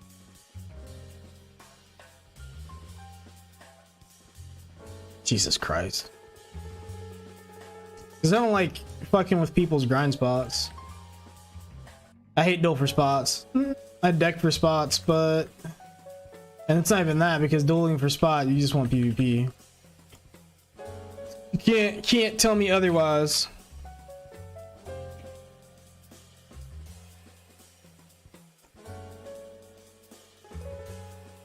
Cannot tell me otherwise. I wish there was a timer or something I could see. You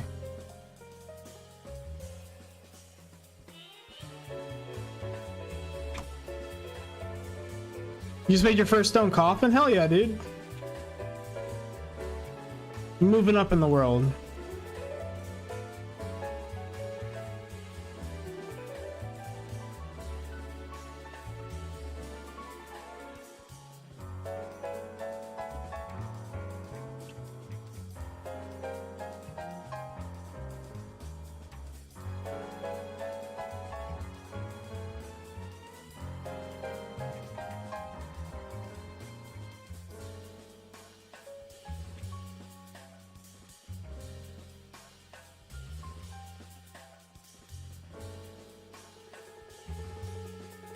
But yeah, the dude literally, I went to go say, hey, I'm gonna use your the castle or the church for my Crimson Bell.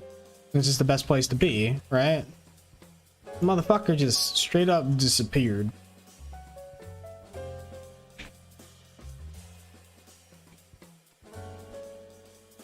Straight up disappeared. What do you say to something like that? He was just gone.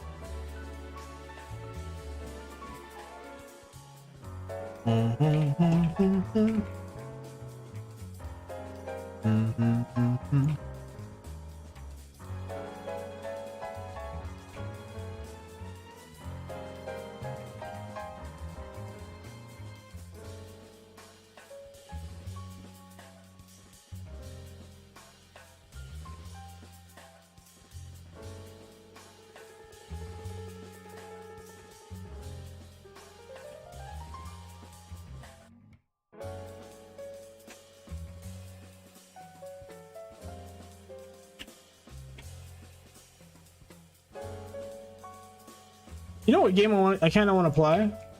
Tom Clancy's Division, dude. No joke. So I got the expansion. I also want to play Elden Ring too, though.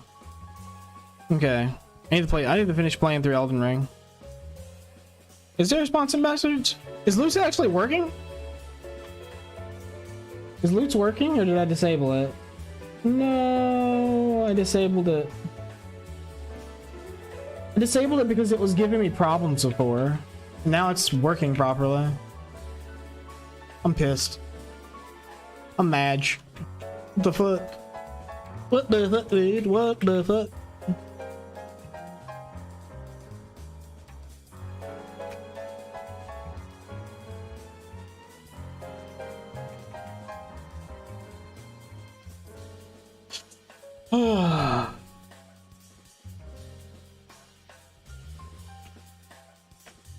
Like I want to play Tom Clancy's Division, the new expansion, because it looks cool, like the DLC. But I also know I need to do my Elden Ring, dog. I need to get my playthrough of Elden Ring done. I haven't completed it yet. I need to go back, pick up where I left off, and get to it. You know what I mean? I keep playing these other games, man. Freaking V Rising and stuff. And you're still on Shield Boy on Elden Ring? God damn. Have you beaten the game yet? Just out of curiosity, or are you just made a Shield Boy and you wanna...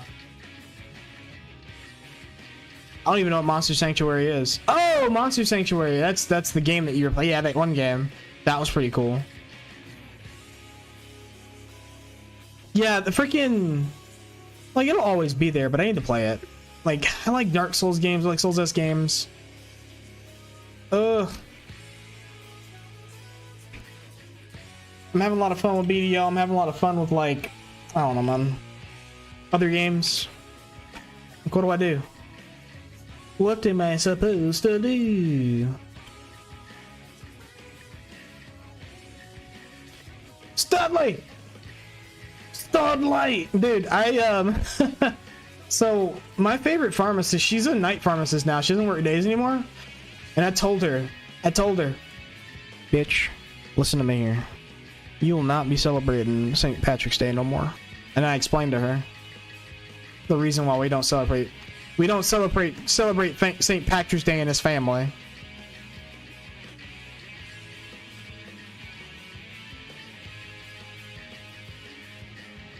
She actually wasn't familiar with it. She's like, that makes sense.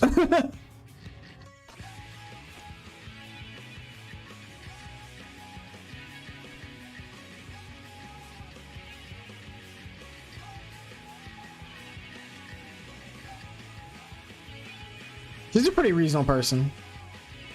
She's also pretty funny too. So, did that dude leave? I don't see anybody in my vision range. Fucker disappeared off the face of the earth. If he comes back, he can have it back. Because he's barcode. You know, I'm not gonna fight some dude from barcode. I can't fight some dude from barcode. I ain't fucking not that gear, dog. He's also a ranger, so yeah, fuck that noise.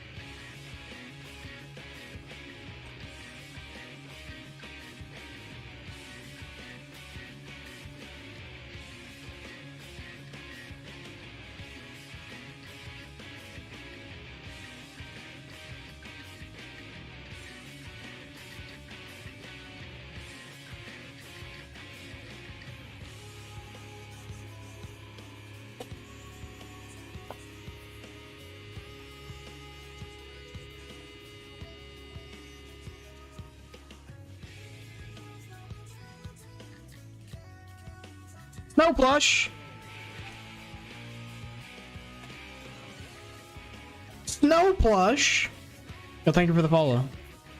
Welcome, welcome.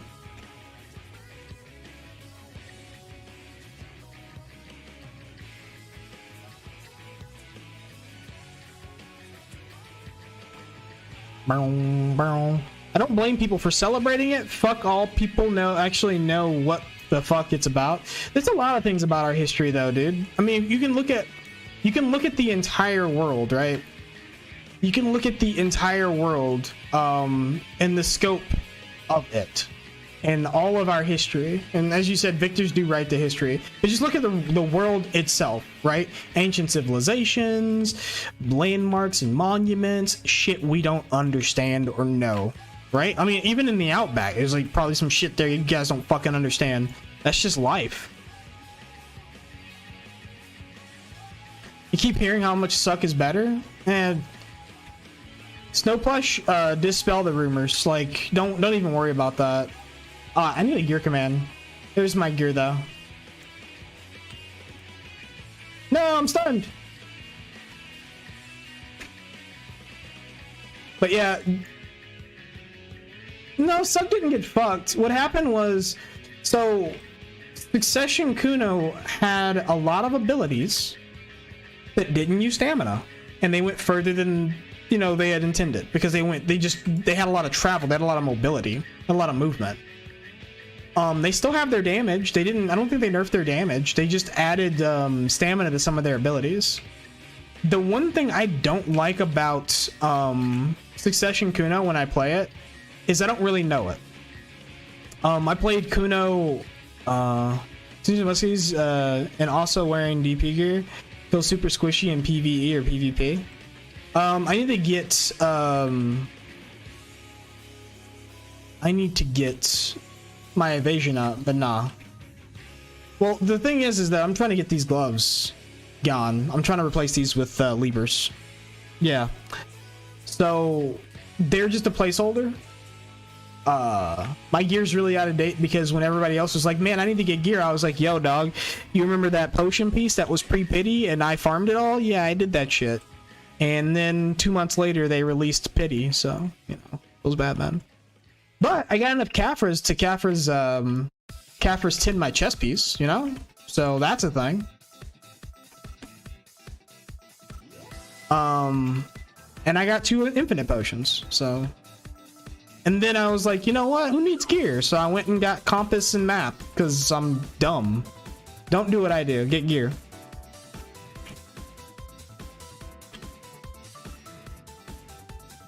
Well, I was going after, I was farming Hystria, because I could farm Hystria. And I was like doing it for money and for scrolls.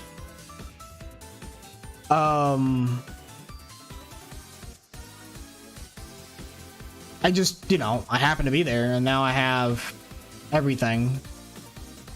So.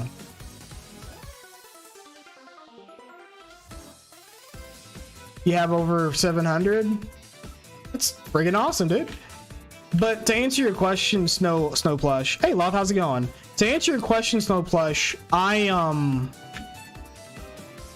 like Awakening Kuno more, because I've played since since the release of the game, 2016.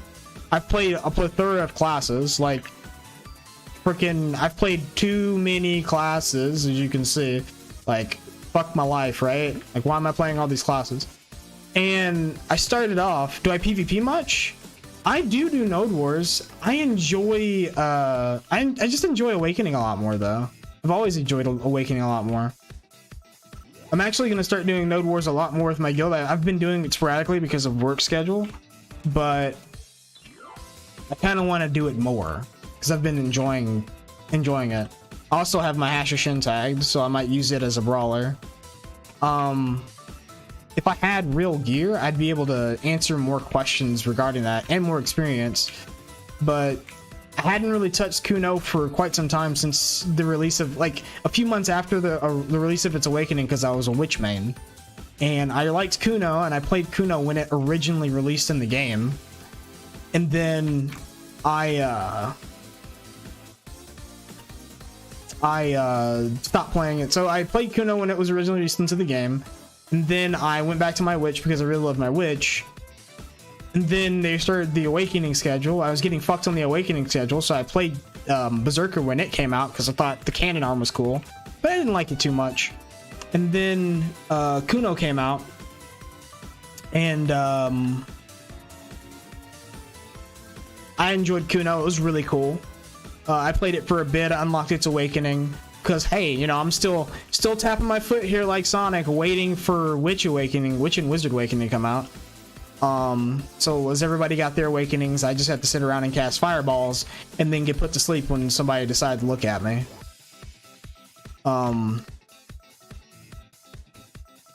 Yeah. So fast forward, I swapped between Witch, Kuno, I played Lawn for a bit. But anyways, answer your question, I just like Awakening. I've always liked Awakening. And when I tried Succession, I didn't feel like learning something new. I just feel like playing what I liked, because I remember when Awakening Kuno's just rotation was really kind of meh, and now it feels a lot better. Their abilities go off faster animations, more cancels, just everything feels better. And this freaking ability right here, it actually is good. This is cool. Like, the fact that it pushes you forward, like you're not, and it's fast. Before you locked it, you didn't even use it. Like, crazy shit.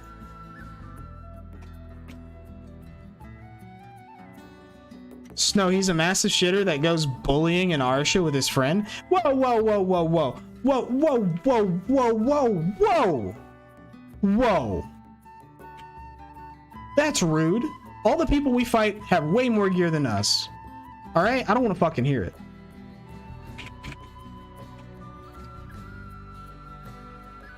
I could be doing this and they just fart in my direction and I fall over and die, so I don't want to fucking hear it.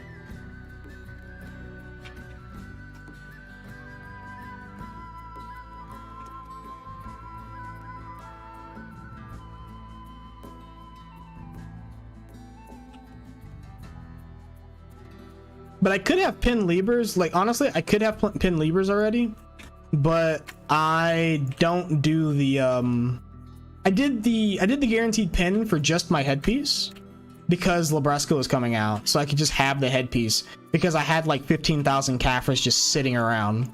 So it was like, okay, it'd be stupid for me not to do this. But I'm clicking the rest of my gear because I'm old school.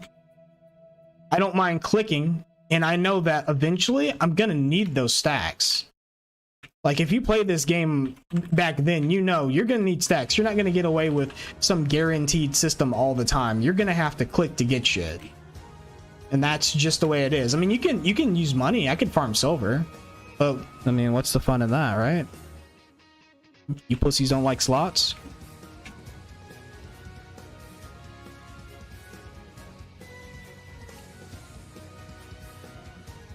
It's a gotcha game, dude. You click your gear, you fell, gotcha. I go farm, prepare that shit. I just haven't been clicking Liebers because the market for Memfrags, for a while, it was actually good. it was good because not everybody, I guess people waited. A lot of people waited until they got their helmets. And then more people started getting their helmets, so the freaking memfrag market took a shit.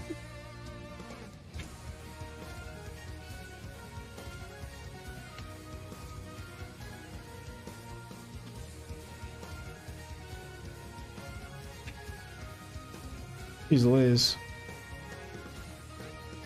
Oh, hey, there's a oh, wait, am I missing a violent? Hold on, I think I'm missing a violent.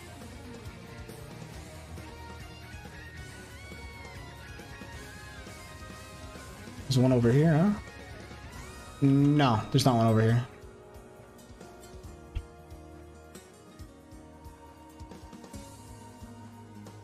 But yeah, it's just I would give. So here's the thing: is if you're on the fence about Awakening, or if you want to try something new, I would give Succession a try.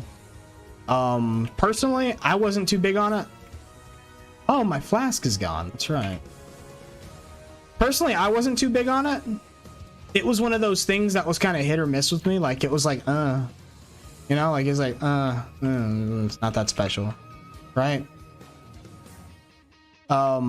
I could probably get more out of it, and if I played it and learned it more, be aware that it did get nerfed, so it is gonna have, it's not gonna be, you know, that legendary power that everyone was talking about. But at the same time, as OP as people make classes sound in this game, it takes a modicum of skill and gear to make those pieces fall into place. And I just don't believe the hearsay. I don't believe the flavor of the month. People are like, oh, you're just Kuno flavor of the month, and it's like, dude, I'm playing Awakening. What do you mean? And then their only thing is, well, the class is bullshit anyways. And it's like, did a Kuno smack you around, dude? We need to have a talk. Go get go lay on the sofa. I'll get my notepad and we can sit here and talk about your problems.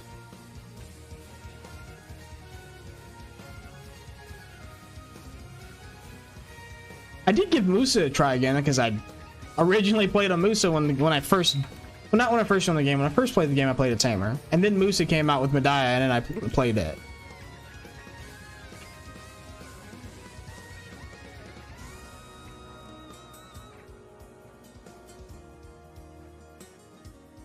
Why is it so hot in here? Fuck, man, I have to turn the AC down.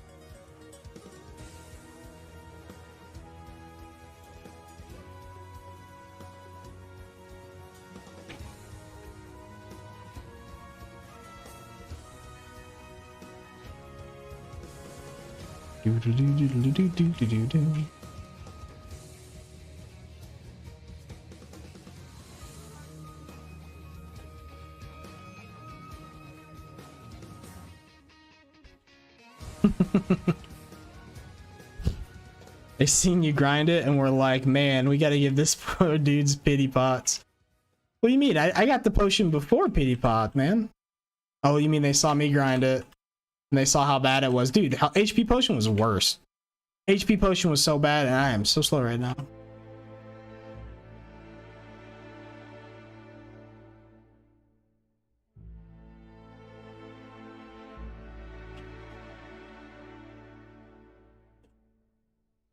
Ouch.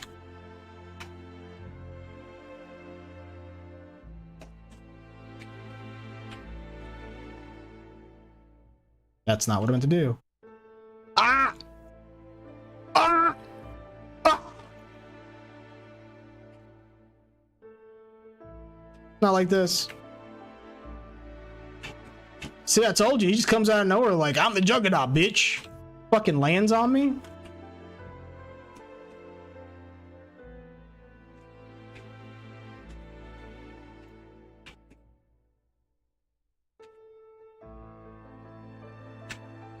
No!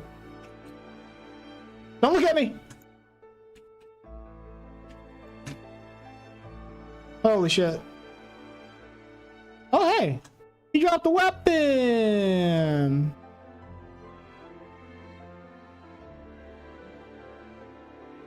Hey! Dropped the weapon. Yo, Muskin, I thought he was about to push my shit in, to be honest.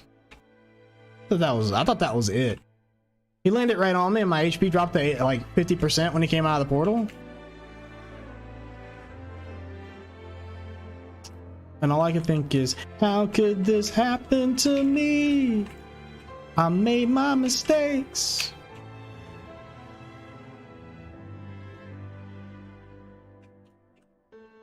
Pretty bad. But we're alive, so it worked out.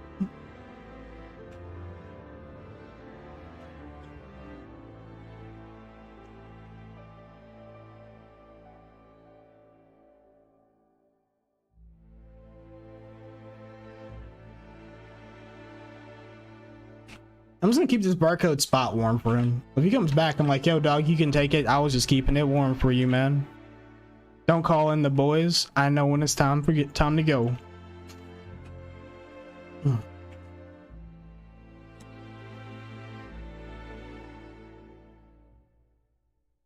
Bom, bom, bom, bom, bom. I'm stuck on this mob.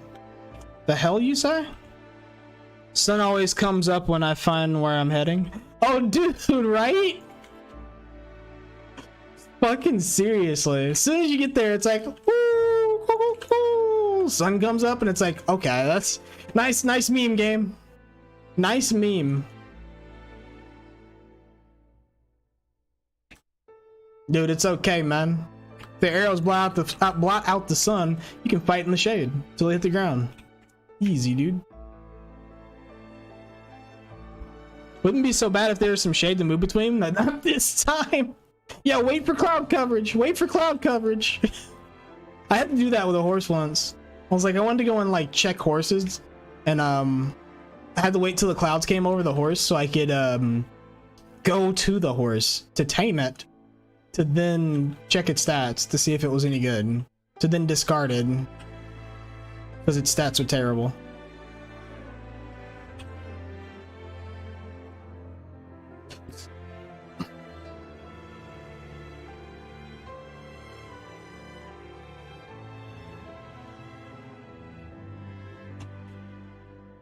Oh, 100%.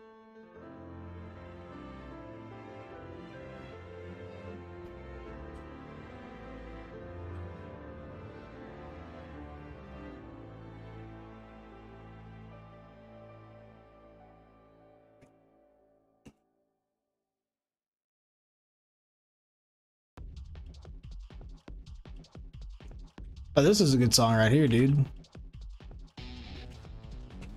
This fight was insane. Bum, bum, bum, bum, bum, bum, bum, bum. I really wish I got a chance to actually do it when it was relevant, though.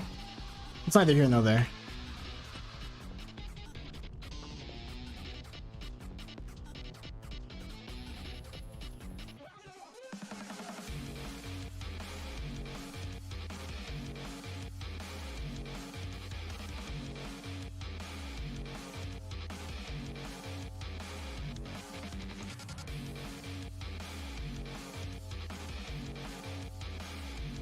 Kinda wish I had the awakening weapon because the awakening weapon comes with awakening skill, but the awakening skill on the Kuno is not nearly as good as the one on Musa, at least I feel. Like Musa, you get a pack, you one-shot it. Quite literally. I'll probably try it again if I get another chance.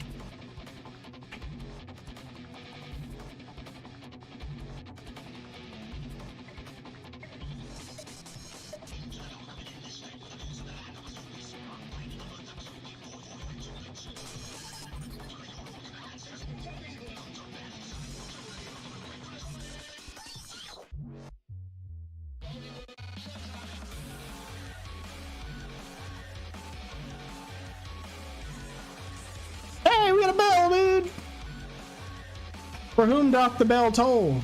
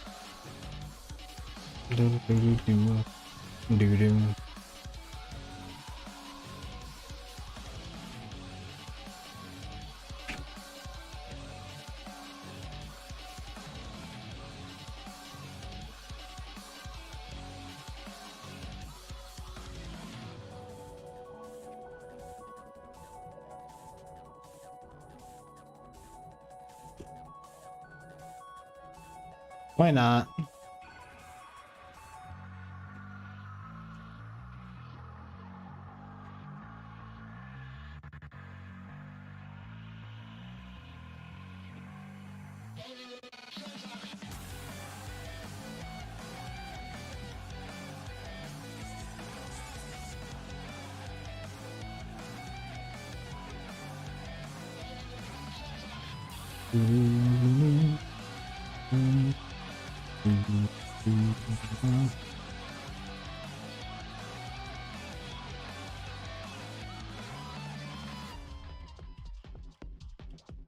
Where are we at on our buffs? I could probably do another round of buffs.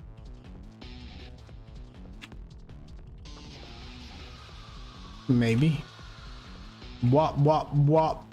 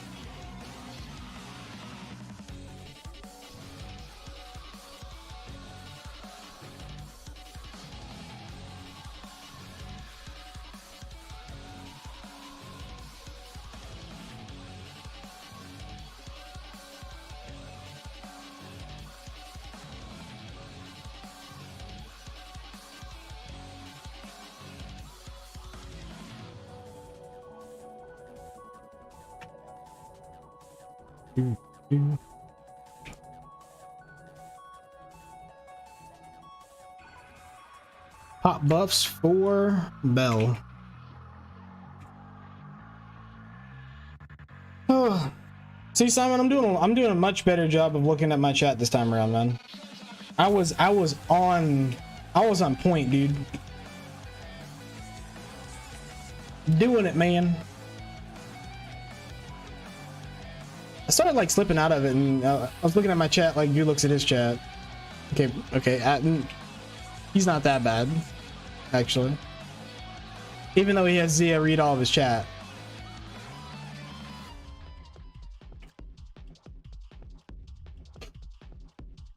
Dude, he's pretty bad! Oh, oh no! Not like this. I didn't start it. Can I get a second bow? That'd be cool.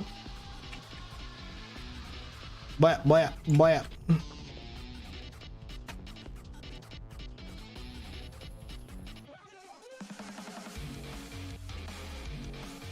Damn it. That's right, that doesn't cancel.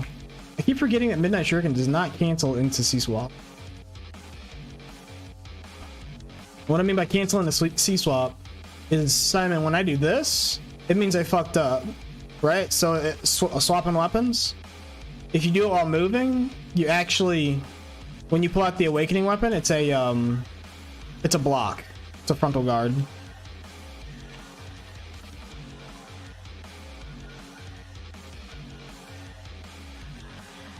It's pretty nice. Understand why he's concentrating on not dying. Some hard mobs? Yeah, these are hard mobs too, dude.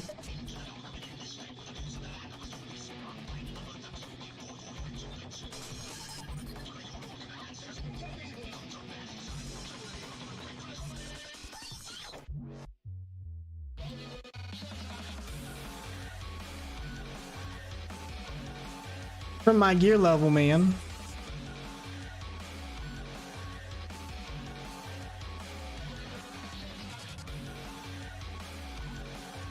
Nothing hard in a mobile game.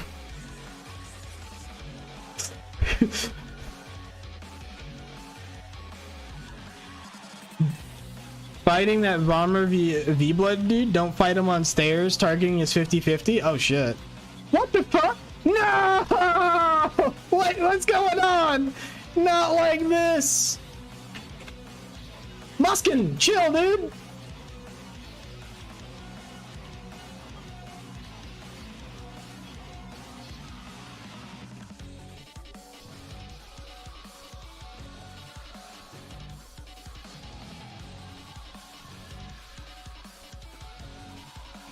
This could be bad.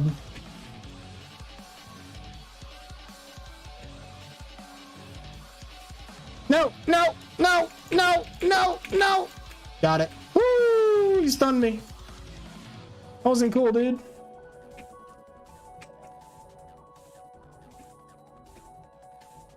Oh my god. Are you kidding me? Yo, Muskin. Chill, brother. What the fuck, man? That's some scary shit. I thought I used a protected ability there, but I know he sometimes punches through super armor. I don't know what the because I know when he gets it like below 50%, I think he punches through super armor, but I don't know.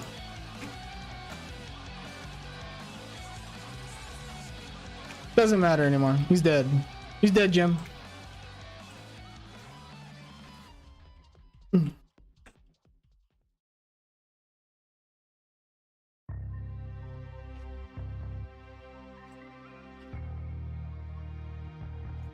I need to, I mean, I use Velia in, so it's a cool tool. I need to add, I was gonna say I need to get rid of it, but actually I still use Velia tool.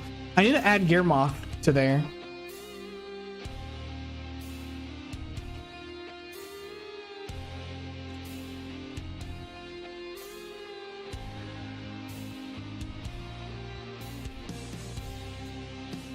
Do do do do do.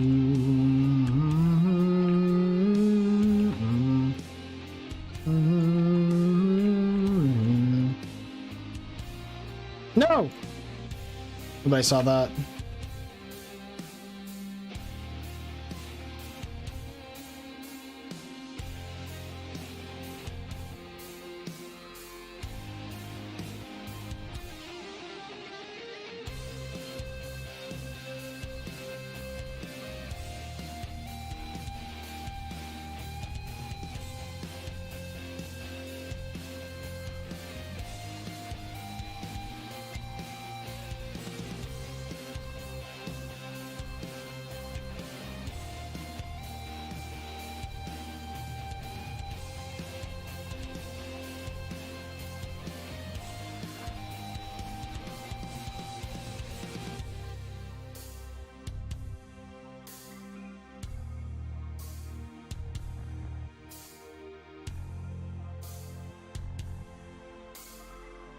I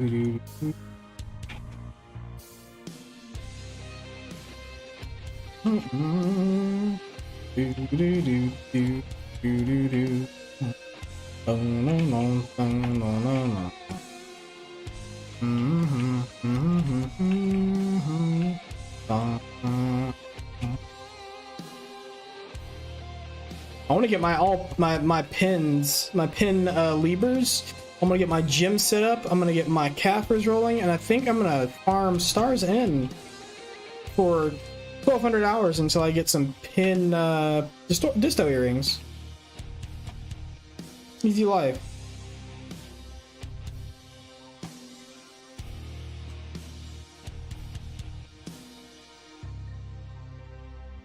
I've already learned that if I wish to will myself to power, I must first fight for it.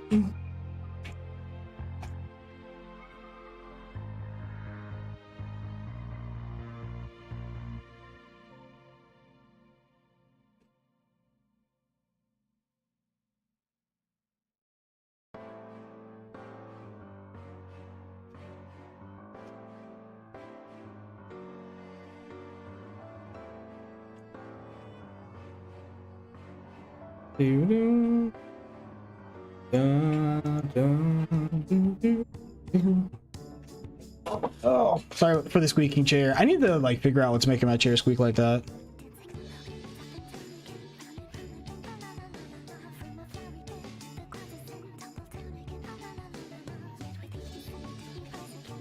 Probably like put some newspaper underneath it and take it out into the living room and like W the fuck out of it.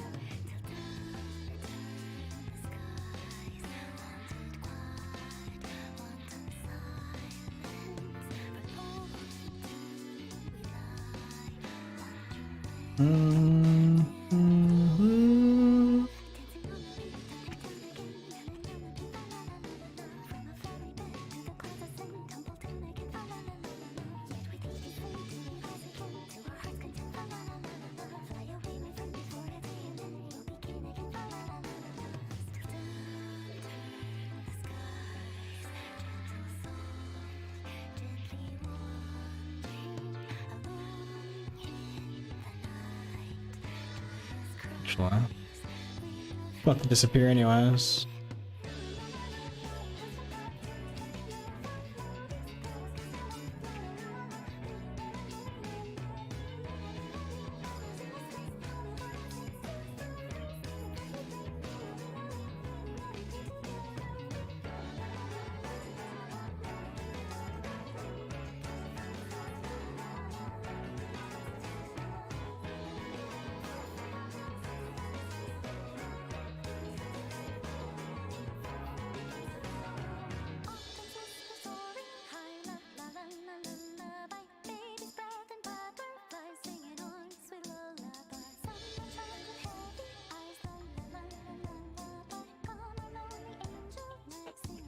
Oh, jeez.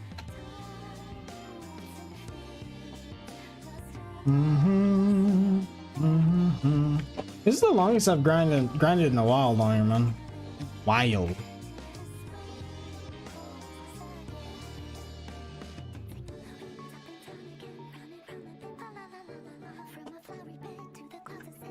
Next thing Studley's gonna be saying is, "Hey, mate, you want to CR?" It's like, oh god. Sure.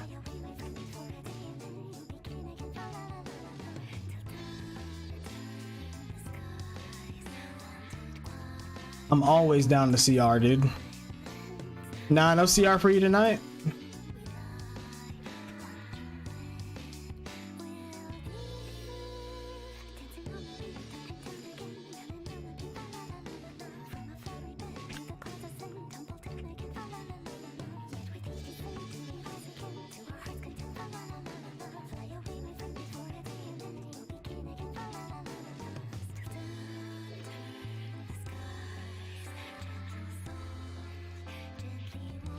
Probably going with Oon and Grump.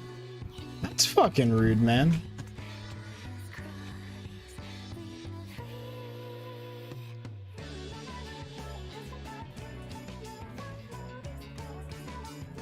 God damn it.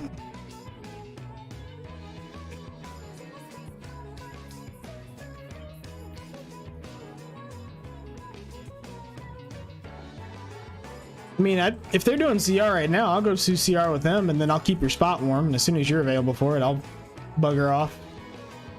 Whoop.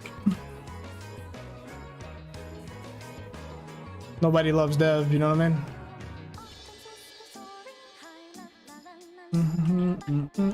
They're carrying too much.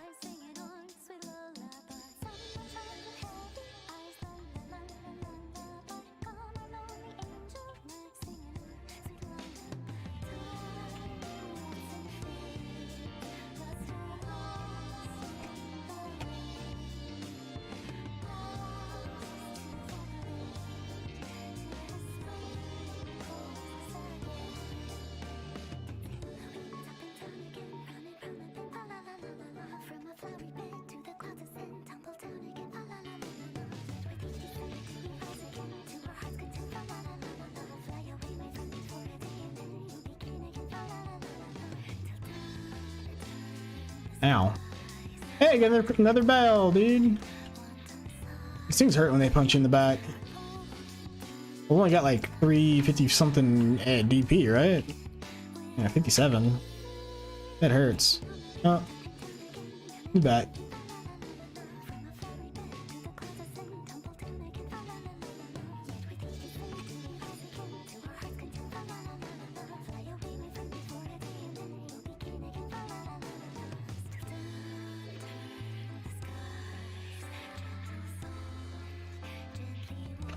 Was it Coke? Was it coconut burger?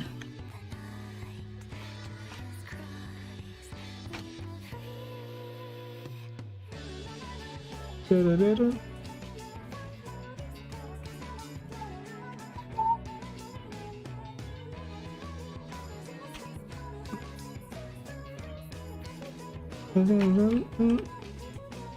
And take him on. Can only be bad if the only type can only be bad if the only other they can type is L. Oh god.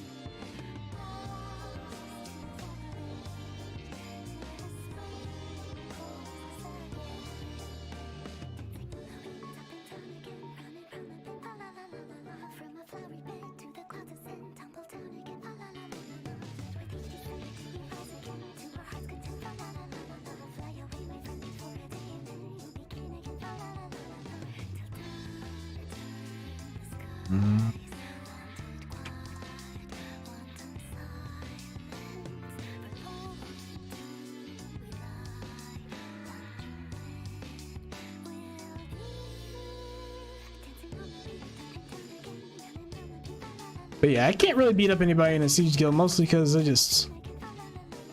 ain't that good of a Kuno. And I got PvE buffs on. I just want to fucking grind.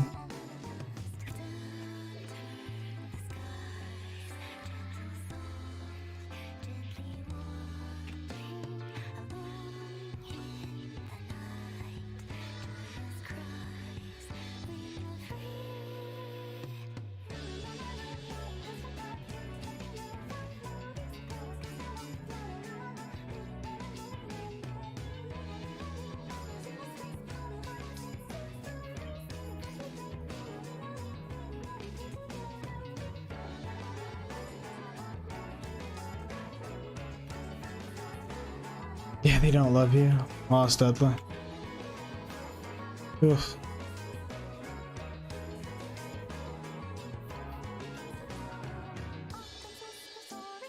I can't.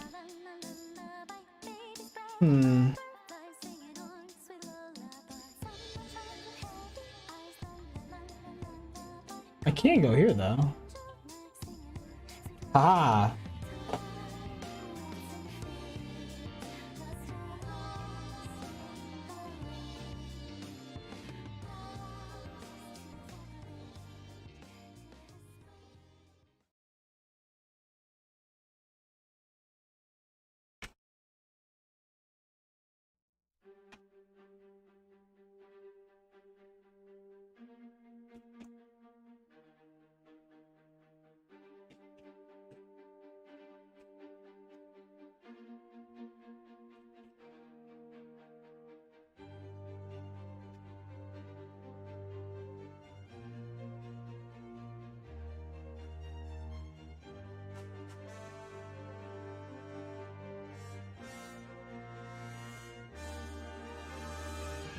Man,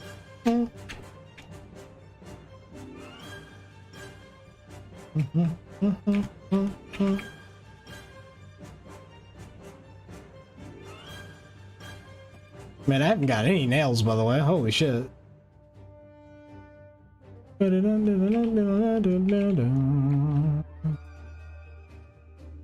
Ooh, what the fuck?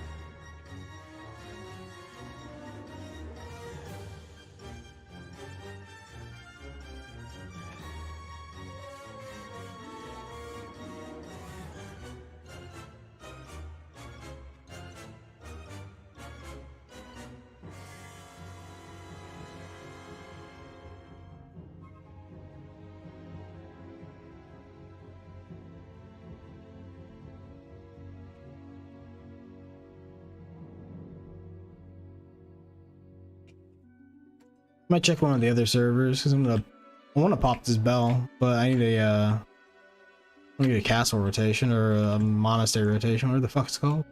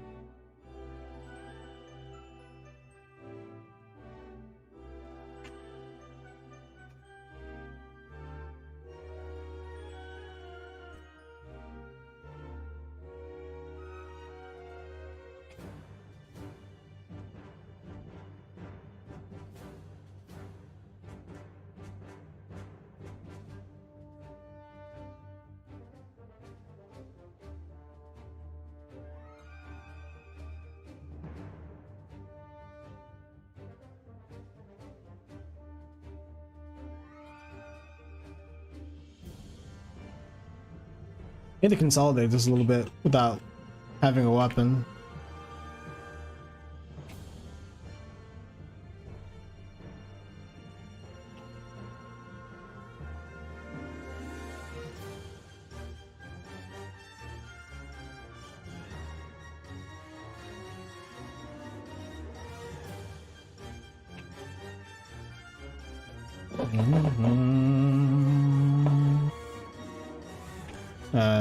Hate when that move takes me off in Africa.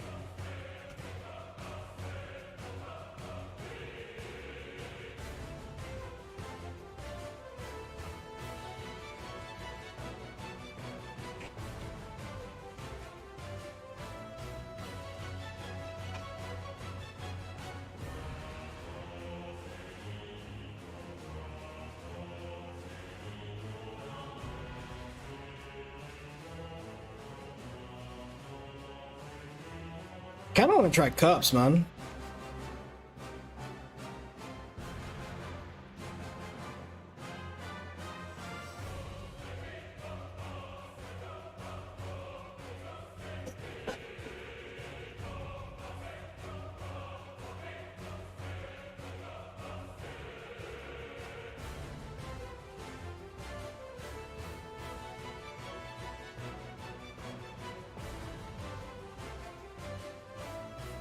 Mm-hmm.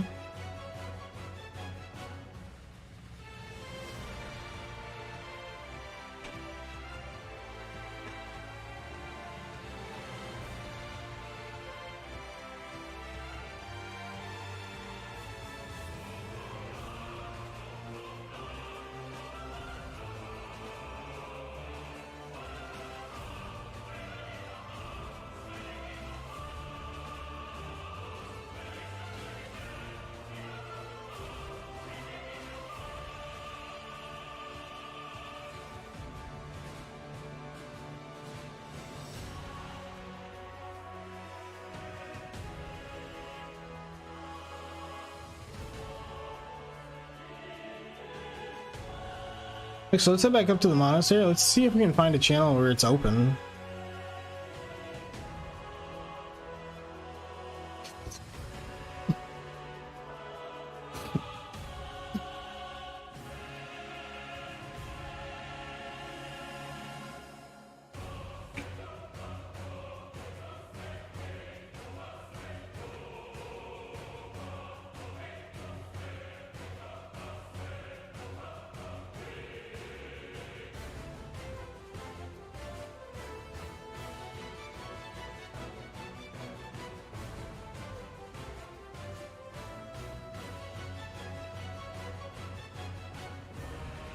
I don't know why we picked the Medaya servers.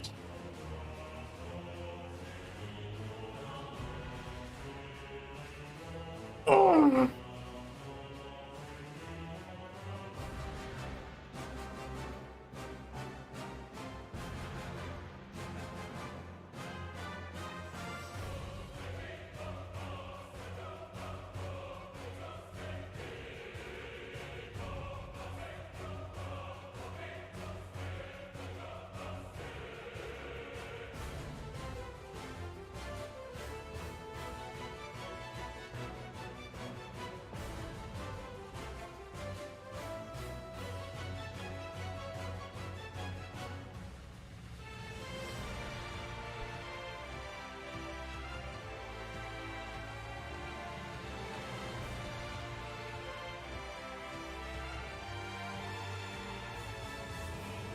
I'm gonna roll the dice on like a random Elvia server.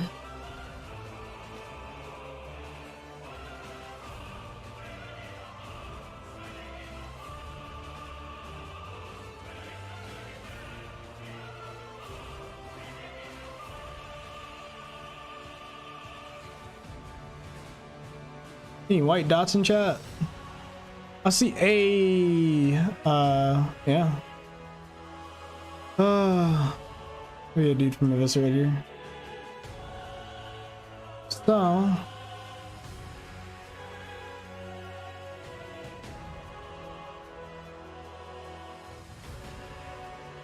I'm gonna try one of the Calpheon servers.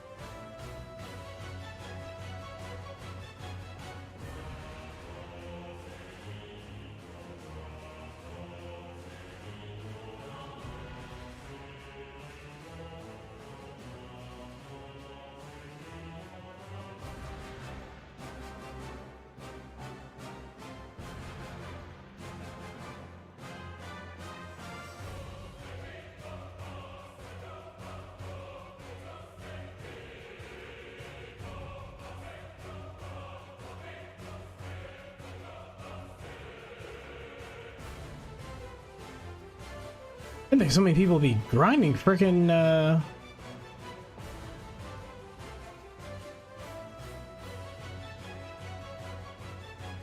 it's not one of those things that I would have thought people would have been grinding, you know?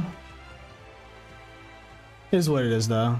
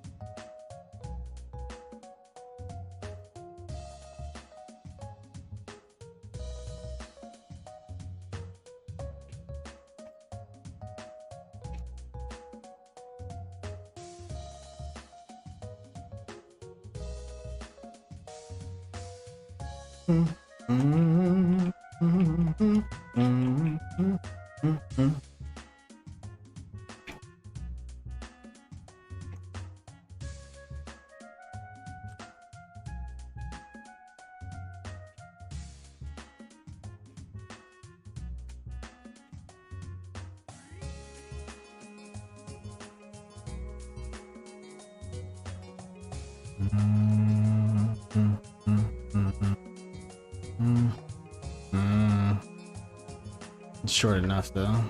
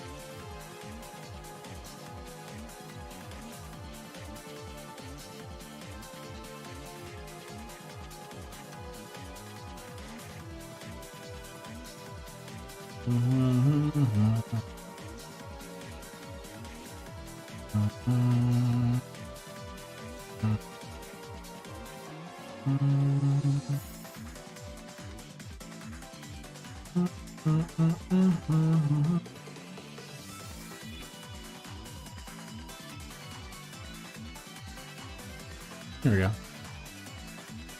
Not sure who Ronan is, but his castle died. Ronan? I'm not sure who that is either.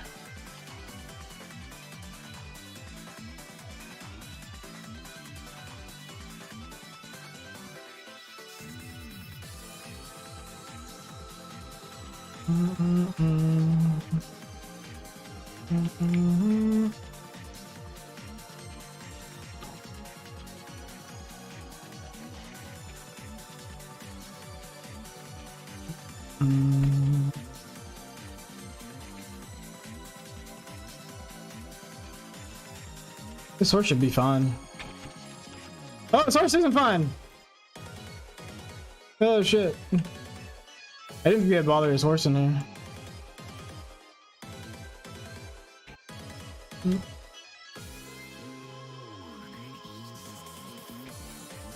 Oh shit, they're buggering his horse.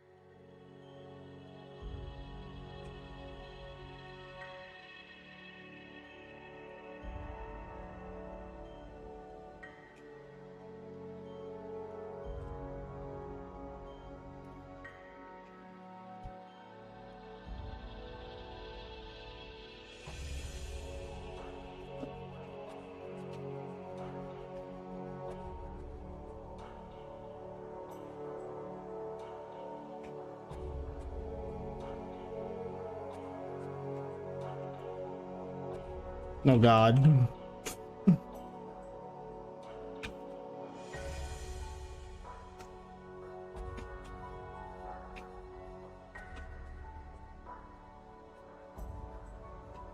No.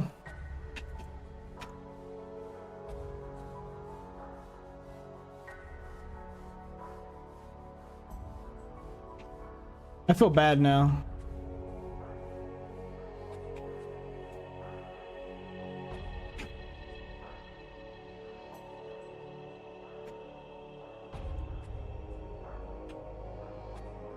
He's still chasing his horse, dude. Oh no, I feel so bad now. I didn't think it would, I didn't think they would attack things around them.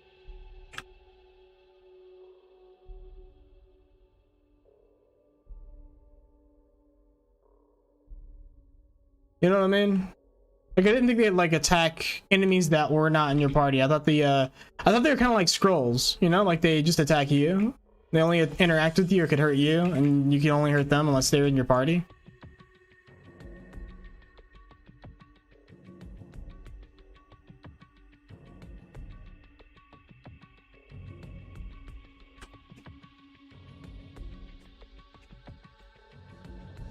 Now I feel bad.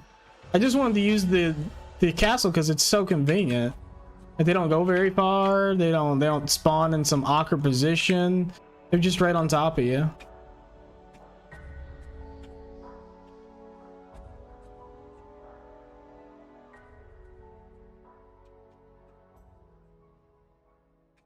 Why only farm easy mobs? Do they drop fat loot? These aren't. I wouldn't say they're easy mobs. They still hit pretty hard. But they're good free experience.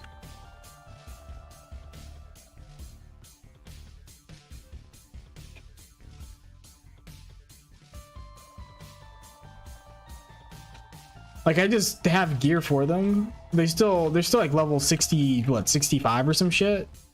These things are pretty high level.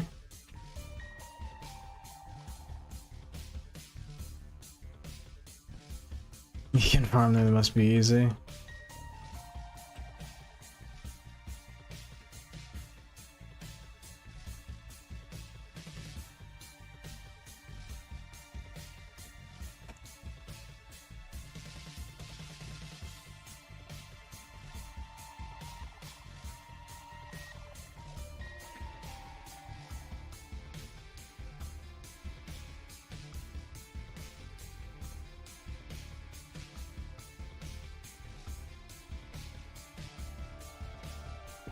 Oh god.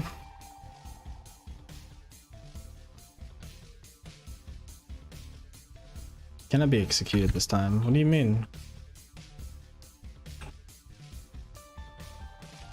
The fuck do you mean? Must I be idle?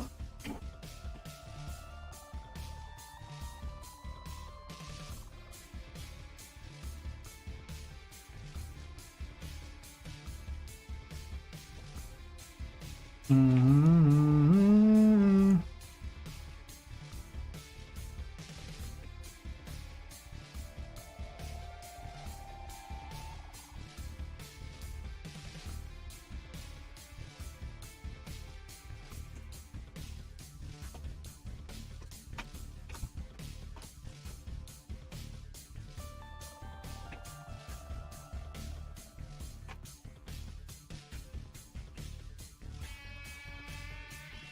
He's offline. What? He left. No. Oh, did he rage out? Oh, I feel bad now, dude. I feel bad. He's offline.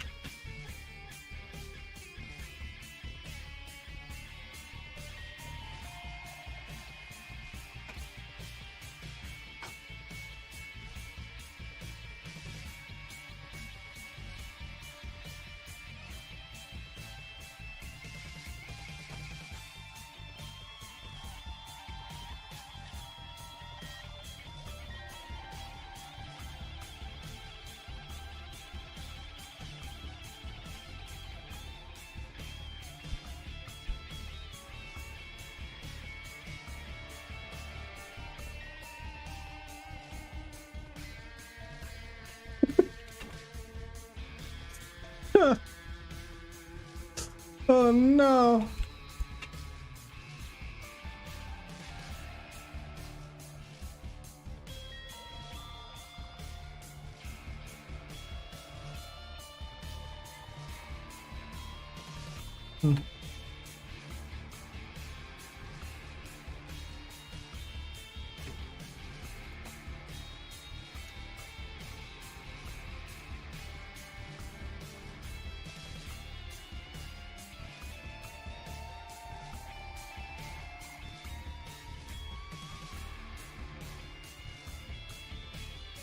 Resource in the church.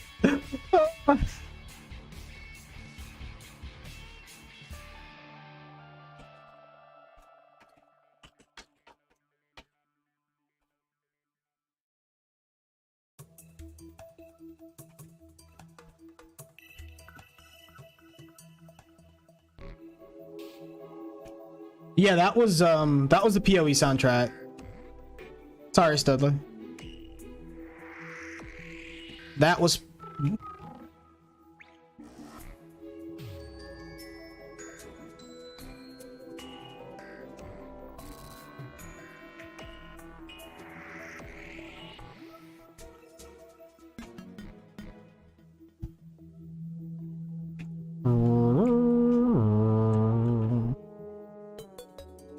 Simon, I bet you remember this soundtrack.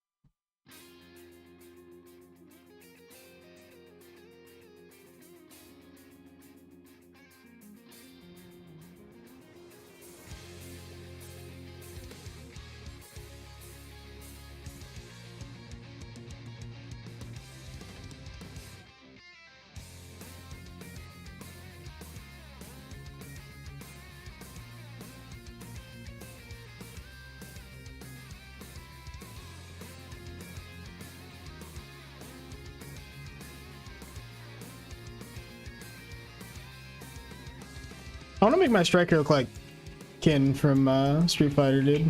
It's completely possible, the new hairstyles and everything they put in the game too. Usually they make his hands and feet oversized.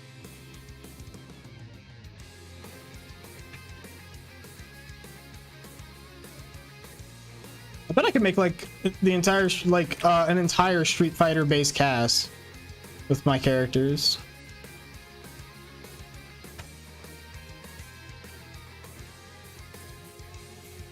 That's like one of the most fun things to do on BDO.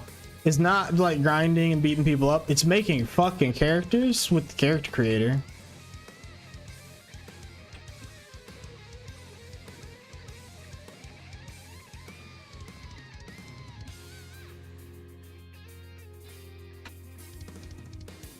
Dun, dun, dun, dun, dun, dun. Do, do, do, do, do, do, do, do, do, do, do, do.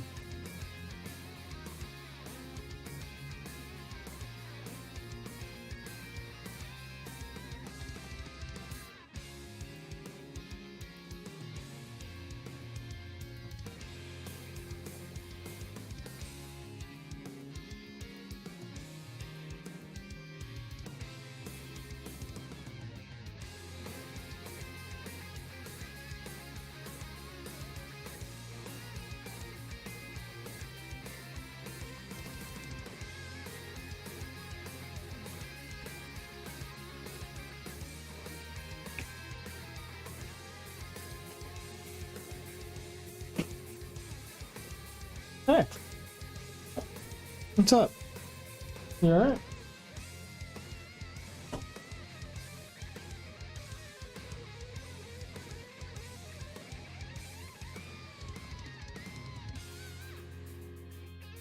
I'll be right back, guys.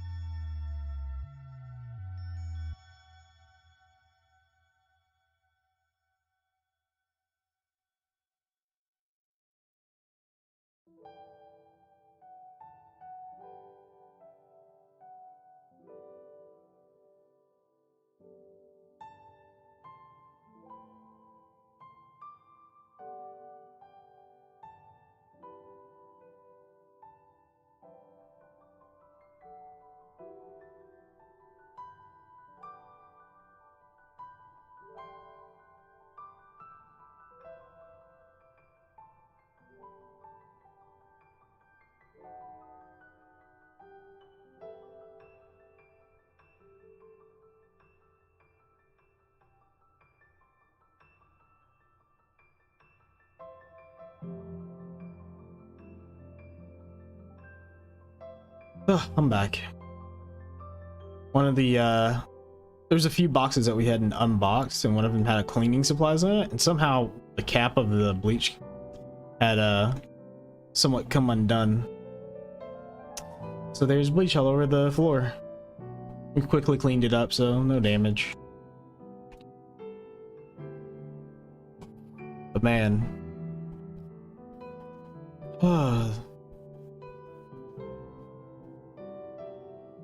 fell in the dunny. No, dude. Had to go clean bleach off the floor.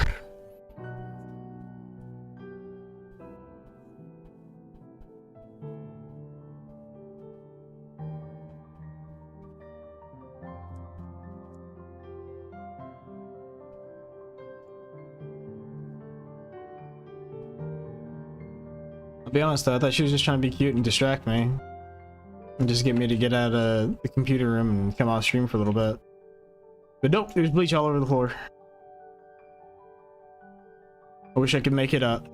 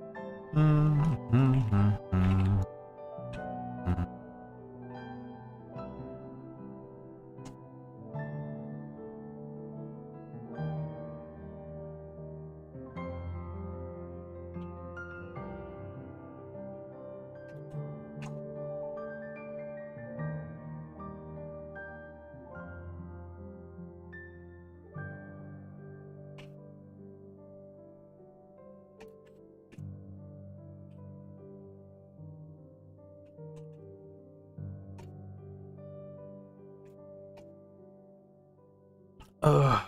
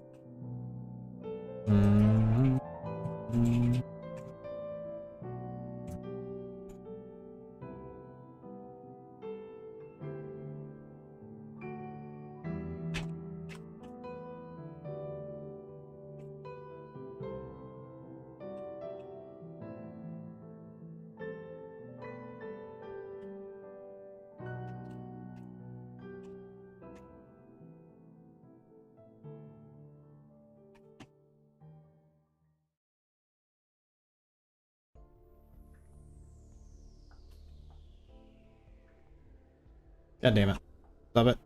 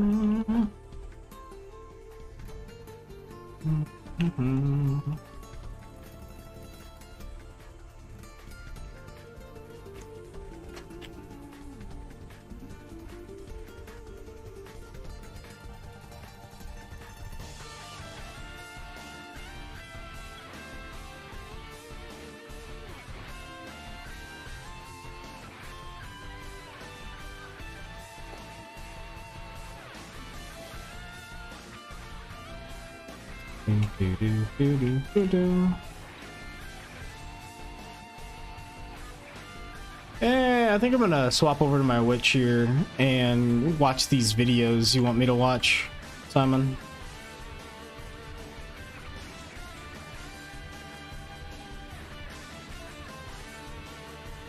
Because I am interested. Let's see.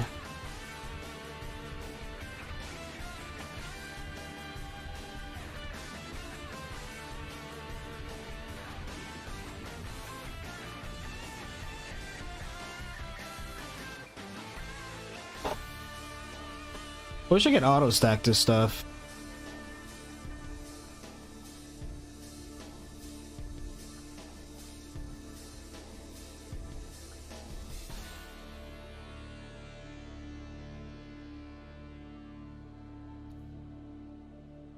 I have more than enough for these nails now. I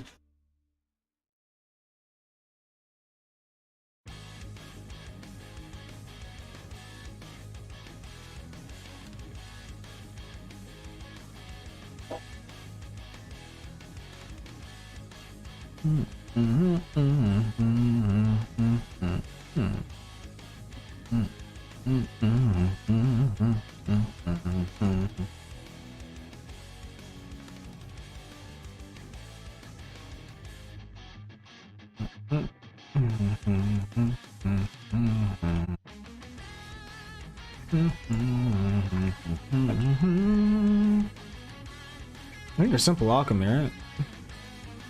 Or are they heating? Heating.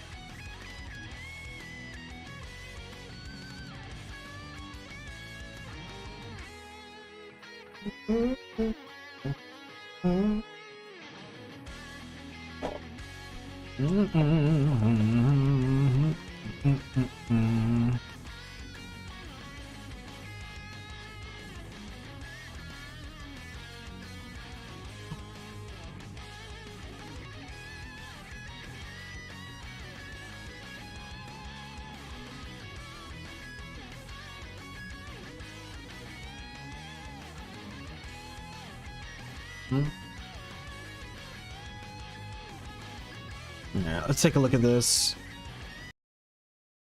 Open this full screen-ish. We'll do like this, and then I can do.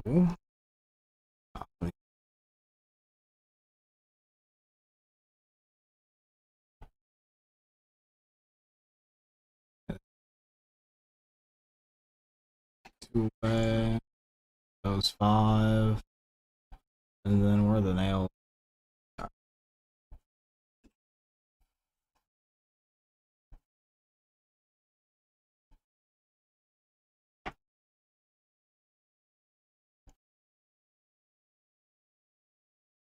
Like this. What's up? Mm-hmm.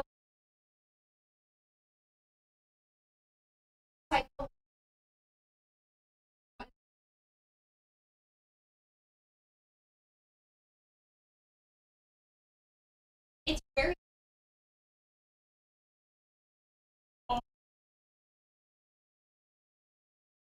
dark. Like, like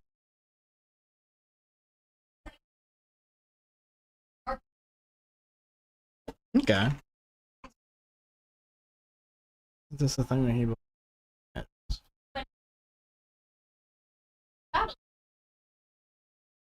so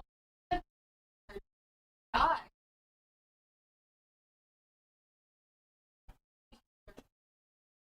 Fuck.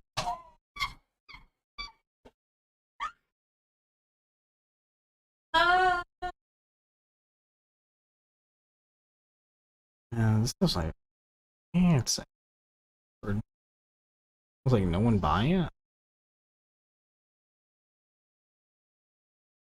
Super high accuracy though.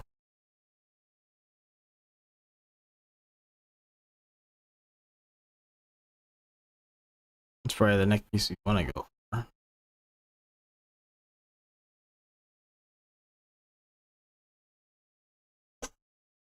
What's that? 4 less AP, but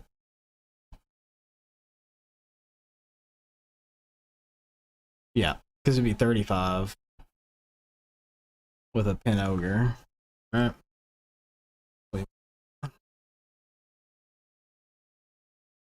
You give up 4 AP for like 20 accuracy?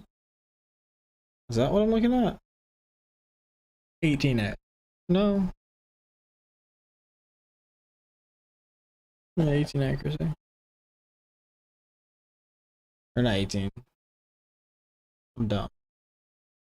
I can't count apparently. It's 20 what's the word? 26. Why can't I do numbers? Numbers are hard. Okay, so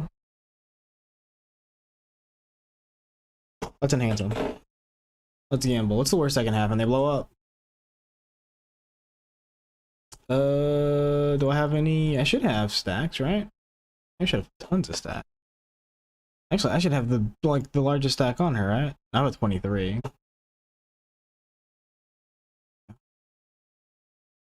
Let's see. So base is 30%. If we look around, what kind of stacks do we have? Not much.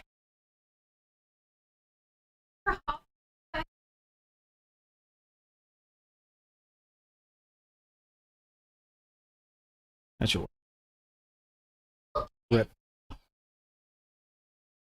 Whew, we can sell the remaining. I was gonna go for duo if it went. 67.5%. Oh well. To be expected.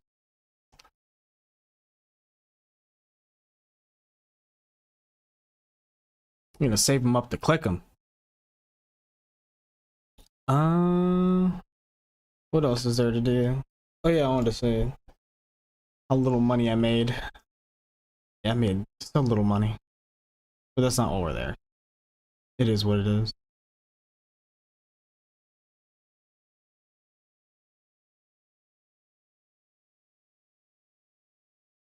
Yeah, we made so little money during that grind. I mean, it's just the XP that we're there for, but geez Louise. Really wish we could actually make money there.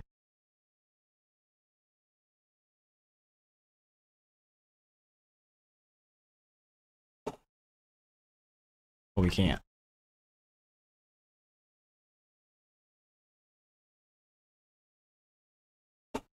All right. Now, let's go over to this. No. Let's go to this one. Yes. That. All right. Up, up, up, up, up, up, up, up.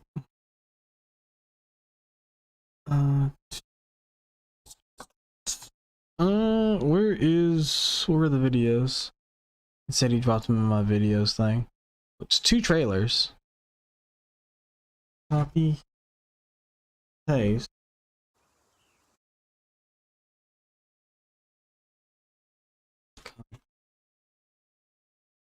Okay. Alright, launch trailer and official trailer. Oh, it's launched. So it's out now. Okay.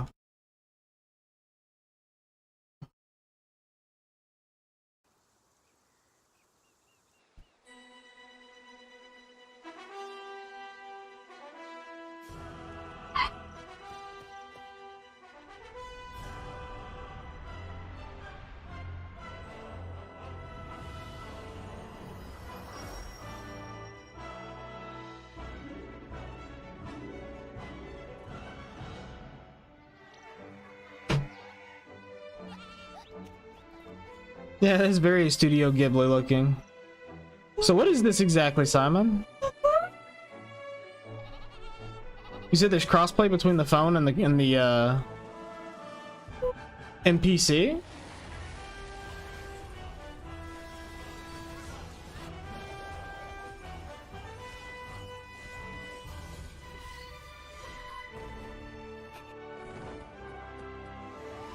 Oh, and it gave it. It looks like it's all story based though. Looks like it has like a story to tell. Like you can play through a story and then be done with it.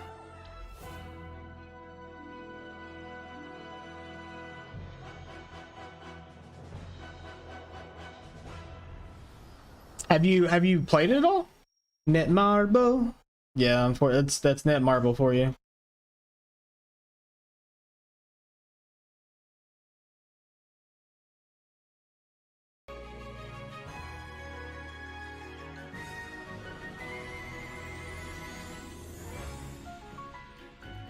Dive into a secret world. I mean, it looks good. If this is like a focus on the mobile game and this is what the mobile game looks like, that's nuts.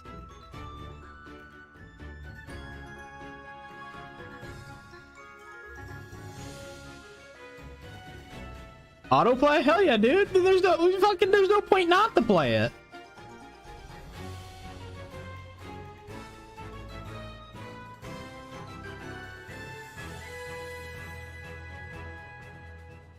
As long as the manual play is enjoyable, that's not a problem. But if it's shit, like, count me out. I love the way this game looks though. Holy crap.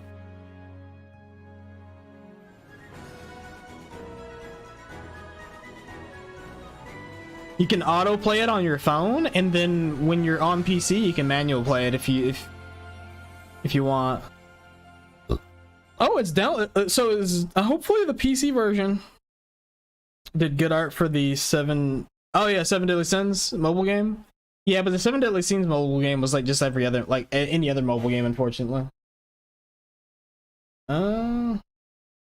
Which class to play? What? So you're You trying can- to figure out which I thought it was class to play in all- Ni no Kuni Crossworlds? Let's see if I can help. Hello, it's Has here, and in this video I will cover all 5 classes in Crossworlds, all their core abilities, active abilities, their passives, I thought it was and what they're good at. I had to translate most abilities from Chinese, so keep in mind, names and minor details might change. I unfortunately do not have access to the English version. Before we get into class specifics, let's clear some of the most common questions regarding classes. There are 5 different characters in Ni no Kuni Crossworlds, and each of them are gender locked, meaning you can't change how they look too much. Each character can use 6 abilities at a time, 3 of which are always your basic class abilities you start with. The other 3 abilities you can customize and mix with universal skills. You can also equip 3 passive abilities at once from a list of class and universal passives. Now, since this is a mobile gacha MMORPG, it means you will have to be dedicated to your character to see long-term growth.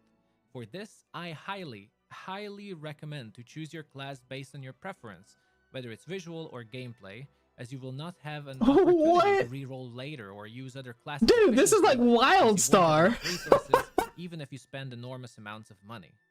You will be What in playing the same character world? most of the time, and you will use their 3 base class abilities, so I recommend choosing the one you feel most comfortable with. Most common question is, which is the most free-to-play friendly or the strongest class? It's In my experience and WildStar, knowledge of the game, I dude. recommend against going in with that mentality, since all classes are useful and needed in both PvE and PvP endgame. And again, if you get bored later or change your mind, well, you're screwed. Additionally, your overall Dude. power will depend on how well you built your account, how active you are every day, and how lucky you got with your gacha rolls. Definitely not on which class you're playing, so choose the class you vibe with the most. With that said and told, let's get into it. Alright, let's go! I mean, if this is an autoplay feature, I feel like there's no reason for me not to try it. Close. It literally can run in the background. Rogue is your support DPS type character. They excel at supporting their team. That's with so damage cool. rolls, being extremely That's mobile really and moving neat. from afar, dealing damage. As you see, Rogue is bow user, and I would say they are your typical hunter type class, kiting, running away while stunning, slowing enemies, and buffing their team. I won't repeat this on the other classes, but it's important to note every Found class this is pretty trick. much equally capable. Farm of graveyard solo while you playing wait? and Yeah, grinding, pretty since much. The game has infinite amounts of potions you can buy, so don't worry about solo damage and survivability. They're all very close to each other. Their 3 core class abilities are Rain of Arrows, Multi-Shot, and Evasion Shot. Rain of Arrows is your usual AoE ability, dealing damage in a circle while also slowing enemies inside by a great amount. Multi-Shot is one of their most important damaging ability, as it deals damage in a cone in front of the rogue, while pushing back enemies and slowing them. It's incredibly important since it's a defense ability and one of the coolest utility Rogue has. And Evasion Shot is your emergency exit, dealing damage in front of you and leaping back, avoiding damage. Rogue's ultimate ability is Spirit Arrow. You summon a giant spirit behind you that deals massive damage in a line in front. That is increased by 100% against monsters. Now let's take a look at their optional class skills. Blazing Heart is the most important buff of Rogue, giving 7.5% attack power to the whole party at level 1 for 15 seconds. This is the main damage buff of Rogue, and leveling this skill up will increase its effects. Solar Flare is another fantastic crowd control that deals light damage in a circle, slowing enemies. But upon the skill's end, it explodes and stuns everyone caught in it for 3 seconds. Twisted Arrow is a dark ability similar to Solar Flare that suppresses enemies caught, and they cannot move, making it very powerful with combos. Showtime is another buff, giving a massive stat boost to the player with the strongest offensive power in the party. This is another great support utility you can give in a party, for a witch for example, but in solo it will always work on you too. And finally, Overcharge boosts. So basically, it's a bard for the whole party in a way. attack speed. This means everyone will be able to use their ultimate abilities sooner. Classes? I have also gathered Hard to hear video? Okay, hold on, sorry. As you can see, most of these passives synergize with your class abilities, so they are a great choice for certain combinations like dealing damage against slow targets or boosting your party's buffs. I won't explain these passives in detail, so please pause the video if you'd like to read them all, but they are fairly straightforward.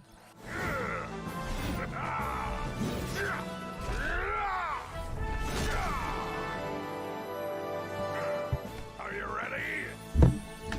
Damn, cat, chill. Destroyer is our hammer user and defense-oriented character, and our flower lover. They are by far the tankiest character in the game, as you'll see with their abilities, while also hitting like a truck. They're also slow and bulky, so it's tricky to trap your enemies, but their damage is really good once you manage to get close. To counter their weaknesses, they have multiple shielding and self-healing abilities, taunts, pulls, and almost all their abilities slow others. What? Their 3 core abilities are Full Swing, Brutal Strike, and Ground Slam. Full Swing is your spin to win move, dealing massive damage to everyone caught in its radius. Extremely powerful if enemies are slowed. Brutal Strikes is a crowd control ability that swings your hammer forward, knocking down enemies and dealing increased damage if they're caught. Their third core ability is Ground Slam, which is a leap attack and their gap closer, perfectly synergizing with their weaknesses as everyone caught in this massive leap will be slowed down by 20% for 3 seconds. Perfect time to use Full Swing and spin to win. And their ultimate ability I call Hammer of Fury. You summon a giant cool looking hammer doing massive damage like all the other ultimate abilities. The first optional ability is Frost Shield, and this is where Destroyer's tankiness shows. He surrounds himself with a barrier that gives him a 15% of their maximum health shield that when destroyed explodes with frost damage and slows enemies caught around the Destroyer, punishing greedy players. Dude, this fucker spins. That's my character right there, fire dude. damage around the Destroyer, but also taunts everything for 3 seconds, causing them to auto-attack the Destroyer. For the duration of this taunt, he takes 25% less damage from basic attacks. Gravity Power is a Wood Element ability and designed exactly to prevent others from escaping the Destroyer. This ability will damage everyone caught and pulls them back towards the Destroyer, while also slowing their movement speed. Thunder God's Wrath is a supporting ability that increases your whole team's auto-attack by 15%, but also causes random lightnings to PC strike from version the is in sky, beta. stunning any unfortunate soul caught within Email it account for 1 linked to your second. mobile. And What? finally, Okay, we're downloading this right Unwavering now, Heart dude. summons a massive shield around the Destroyer, reducing all damage taken by 15% for 8 seconds. Destroyer's passives enhance their tankiness and control over their own or enemies' movement speed, so they really have amazing abilities, as you can see, to counter their slowness. Please pause the video here to see all details.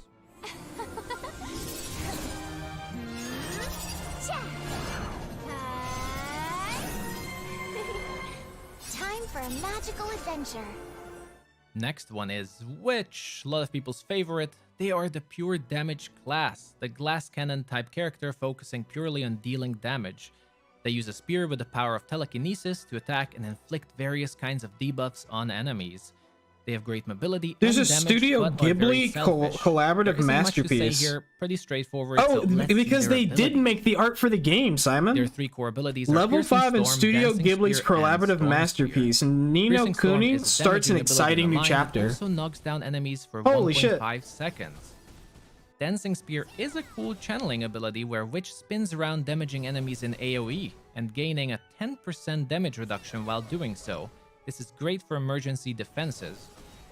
Storm Spear is another AoE spin attack, but this time it also slows enemies caught by 20%. The Witch's ultimate ability is Rain of Spears, where each spear raining from the sky deals 80% power How damage big is this to game on everyone PC? I'm not caught. having It enough also room deals for it, man. 100% more damage against monsters, of course. Here comes the Witch's optional abilities, where their true strength lies with massive debuffs. Flame Strike is a fire damage ability that reduces enemy defenses by 15% and healing taken by 20%. Amazing for picking out a target from your enemies. Crystal Wave is a normal AoE water ability, but with a twist that it also stuns. Deadly Strike is your dark damaging class ability and another great debuff, increasing enemy damage taken by 12.5%. You can Did already you play see how the much first two debuff what? stacking Witch can do to pick out singular targets. Blink is their first defensive move. It's a normal blink teleporting you forward, but it gives you a 1.5 seconds invulnerability window. On top of it, I've for never 5 heard of this seconds, game, you can dude. decide to teleport back to your starting destination. What? And Twilight Nova is your second support ability. You unleash a burst of light energy and you get healed for What? each enemy caught in its way. I actually have Ni no Kuni Witch's 2 passives further on boost my- their strengths on my and deal wish massive list. damage. But they also have a couple of defensive ones to stay alive a bit longer when needed, since they're quite glass cannon.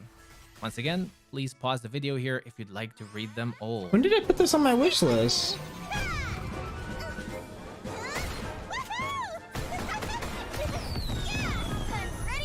Yo, that game's still $60? Oh Engineers my are the gun god. users in Ni no Kuni and also the main support and healer class. While they are healers, do not underestimate or think they play like a normal MMORPG healer. All classes in this game are still damage oriented. For example, in Taiwan, lots of the top PvP players are engineers. They are So very there's Ni no strong Kuni, but Wrath of the squishy. White They have to Witch, stay Ni in no the back to Kuni, survive, especially with their long cooldowns. Revenant. They have several powerful heal abilities and are the only class that can revive party members. Their support abilities include cooldown reductions and silencing enemies. Their 3 core abilities are Burst Coil, Elemental Blast, and Explosive Dude, Ni no Bullet. Kuni, Wrath of the White Burst Witch Coil is a Remastered round is AoE similar to $9.99 Rogue's right Rain now. of Arrows, but Burst Coil stuns enemies caught for 1 second instead. Elemental Blast is a straight line AoE that deals damage and slows enemies Bruh. down, providing a bit of utility to escape them. And the Explosive Bullet is a fancy... What the Well, fuck, dude? explosive What are you bullet. doing to me You right fire a now? shot Yo, forward man, I got that this explodes backlog on of your games. target, Yo, have you dealing heard about damage our to Lord and everyone Savior, Ni no around them in a Kuni? burst. Their ultimate skill is my favorite and probably the coolest in the game. It's an artillery strike calling down 2 giant cannons, dealing massive damage to all enemies in front of the engineer. Now let's see those healing abilities. Their first optional class skill is Flash Heal. It's a quick emergency heal for the whole party, healing them for 7.5% of their maximum health. But the cool thing about it is that Flash Heal gives a boost to the lowest party member, giving them almost double healing and a defense buff.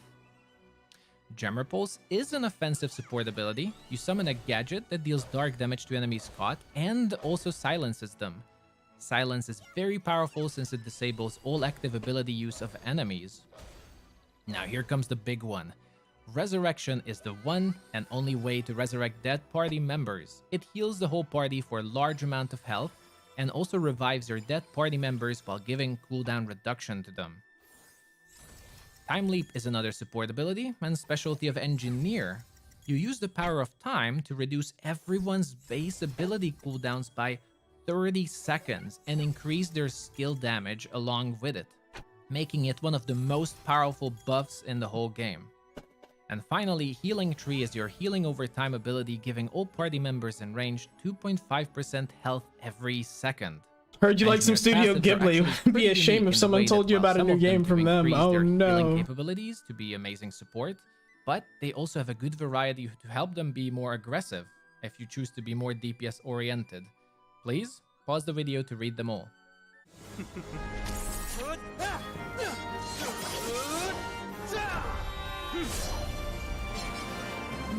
I'll go anywhere with you. And finally, I love Swordman for the last, as Swordman is our hybrid class. They split their specialties in damage, supporting, defense, and healing. Basically, a jack of all trades, but master of none. They are the sword users, so they gotta stay melee, but they have a wide range of abilities you can customize to focus on damage, tanking, or supporting your team with various buffs and debuffs.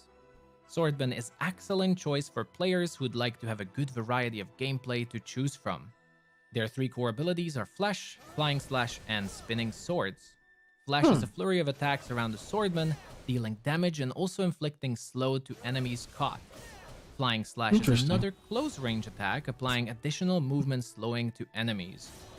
And Spinning Swords are Swordsman's Gap Closer. It damages everyone caught in a line in front of him, while also knocking them down for 1.5 seconds. Their ultimate skill is a giant magical sword crushing down on enemies, dealing massive damage. With increased Dude, how do damage you pick a against class for this monsters. game? They all seem Their optional freaking abilities awesome and they all reflect look their hybrid amazing. status, and you will recognize just lots of aspects of visually. other classes. Fire of Life is a team support ability that increases everyone's maximum health and healing them or giving them barrier if they're already full health. Arcane Barrier places down a barrier around the Swordman that reduces all damage taken for party members inside by 20% and inflicting blindness on enemies inside, making them miss more often. Guardian Sanctuary is a full support skill applying damage, attack speed, and movement speed, and defense buffs on all your allies. Yo, Studley, you trying Now to get with banned, Blade bro? Spirit, we're back to I a bit like of you, but I will defense. fucking ban It drowns you. the Swordman's blade in light, making it deal light attribute You know what? I'm not damage gonna and ban you. increasing I'm your just attack gonna speed. It celebrate also St. boosts Patty's your Day, other dude, elements every damage a bit, day. but it's mostly used How for does that its make light you damage feel? since elements matter a lot. And then you have Finally, to live with Siphon it. Blade, you deal dark damage to enemies in front of you and knock them down for 2 seconds. The big thing is that they suffer a massive defense debuff, while you also boost defense of your allies around you. Their class passives It's are also a basically mixture of like different Wildstar classes, giving you Light. defense, buffing allies, Wildstar or by stunning Studio enemies and Ghibli, being dude. ultra aggressive.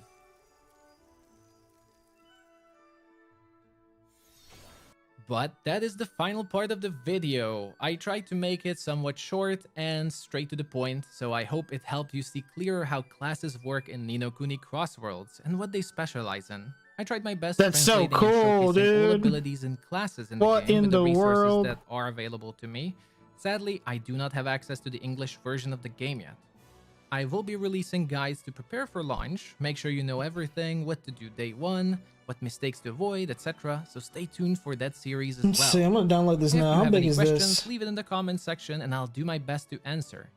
If you think I made any mistakes, also please correct me, that is massively appreciated. Thank you for the It doesn't insane even tell me support what with Ni no space I Kuni, need. and I'll see you all soon.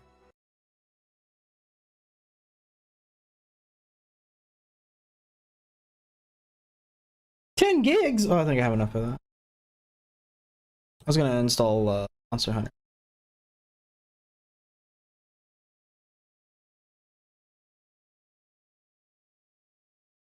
Hadn't been playing. That's how it be, boys. To be fair, we probably just watch a video that shows the story mode. Nah, fuck that. We're playing it.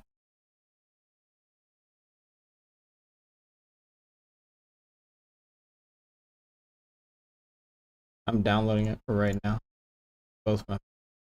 They have mistakes you want to avoid, dude. All right. Before I get too far down the rabbit hole, I'm gonna have to hop off. It's so cool, though. The game looks so cool. Looks so good.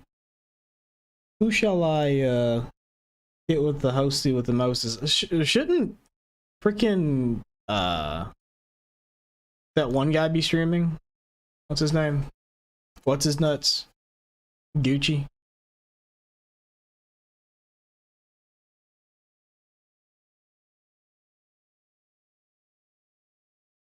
But he's not. Damon's not streaming. What the? What is everyone doing? What are they doing? How am I supposed to host people that aren't streaming, man? Oh my god. Nobody stream. Where's the strummer, man? Where's the strummer?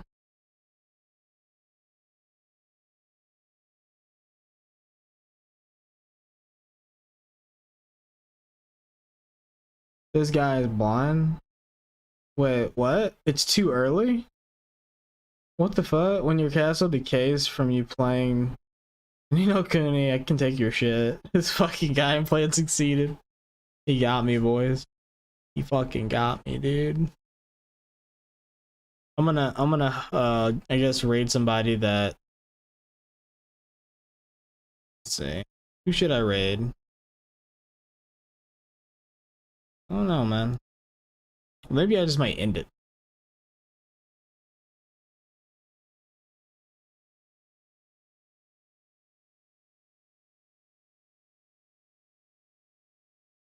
You got a buddy on Stardew? Yeah, link me his stream, dude.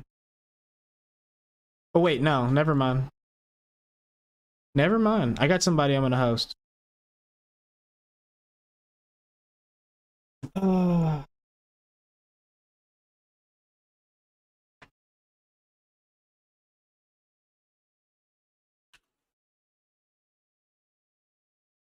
I think she just started back to streaming again, so we'll see.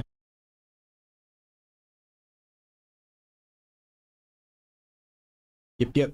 Thanks for hanging out, guys. See y'all next time. Well, I'll probably be streaming in a little bit again anyways, because I gotta stay up a little bit later anyways, so I might stream for a little bit and then before I go to bed, because I have a late shift tomorrow. But yeah, there's that. Anyways, see you guys, see you boys later. Till next time. Peace.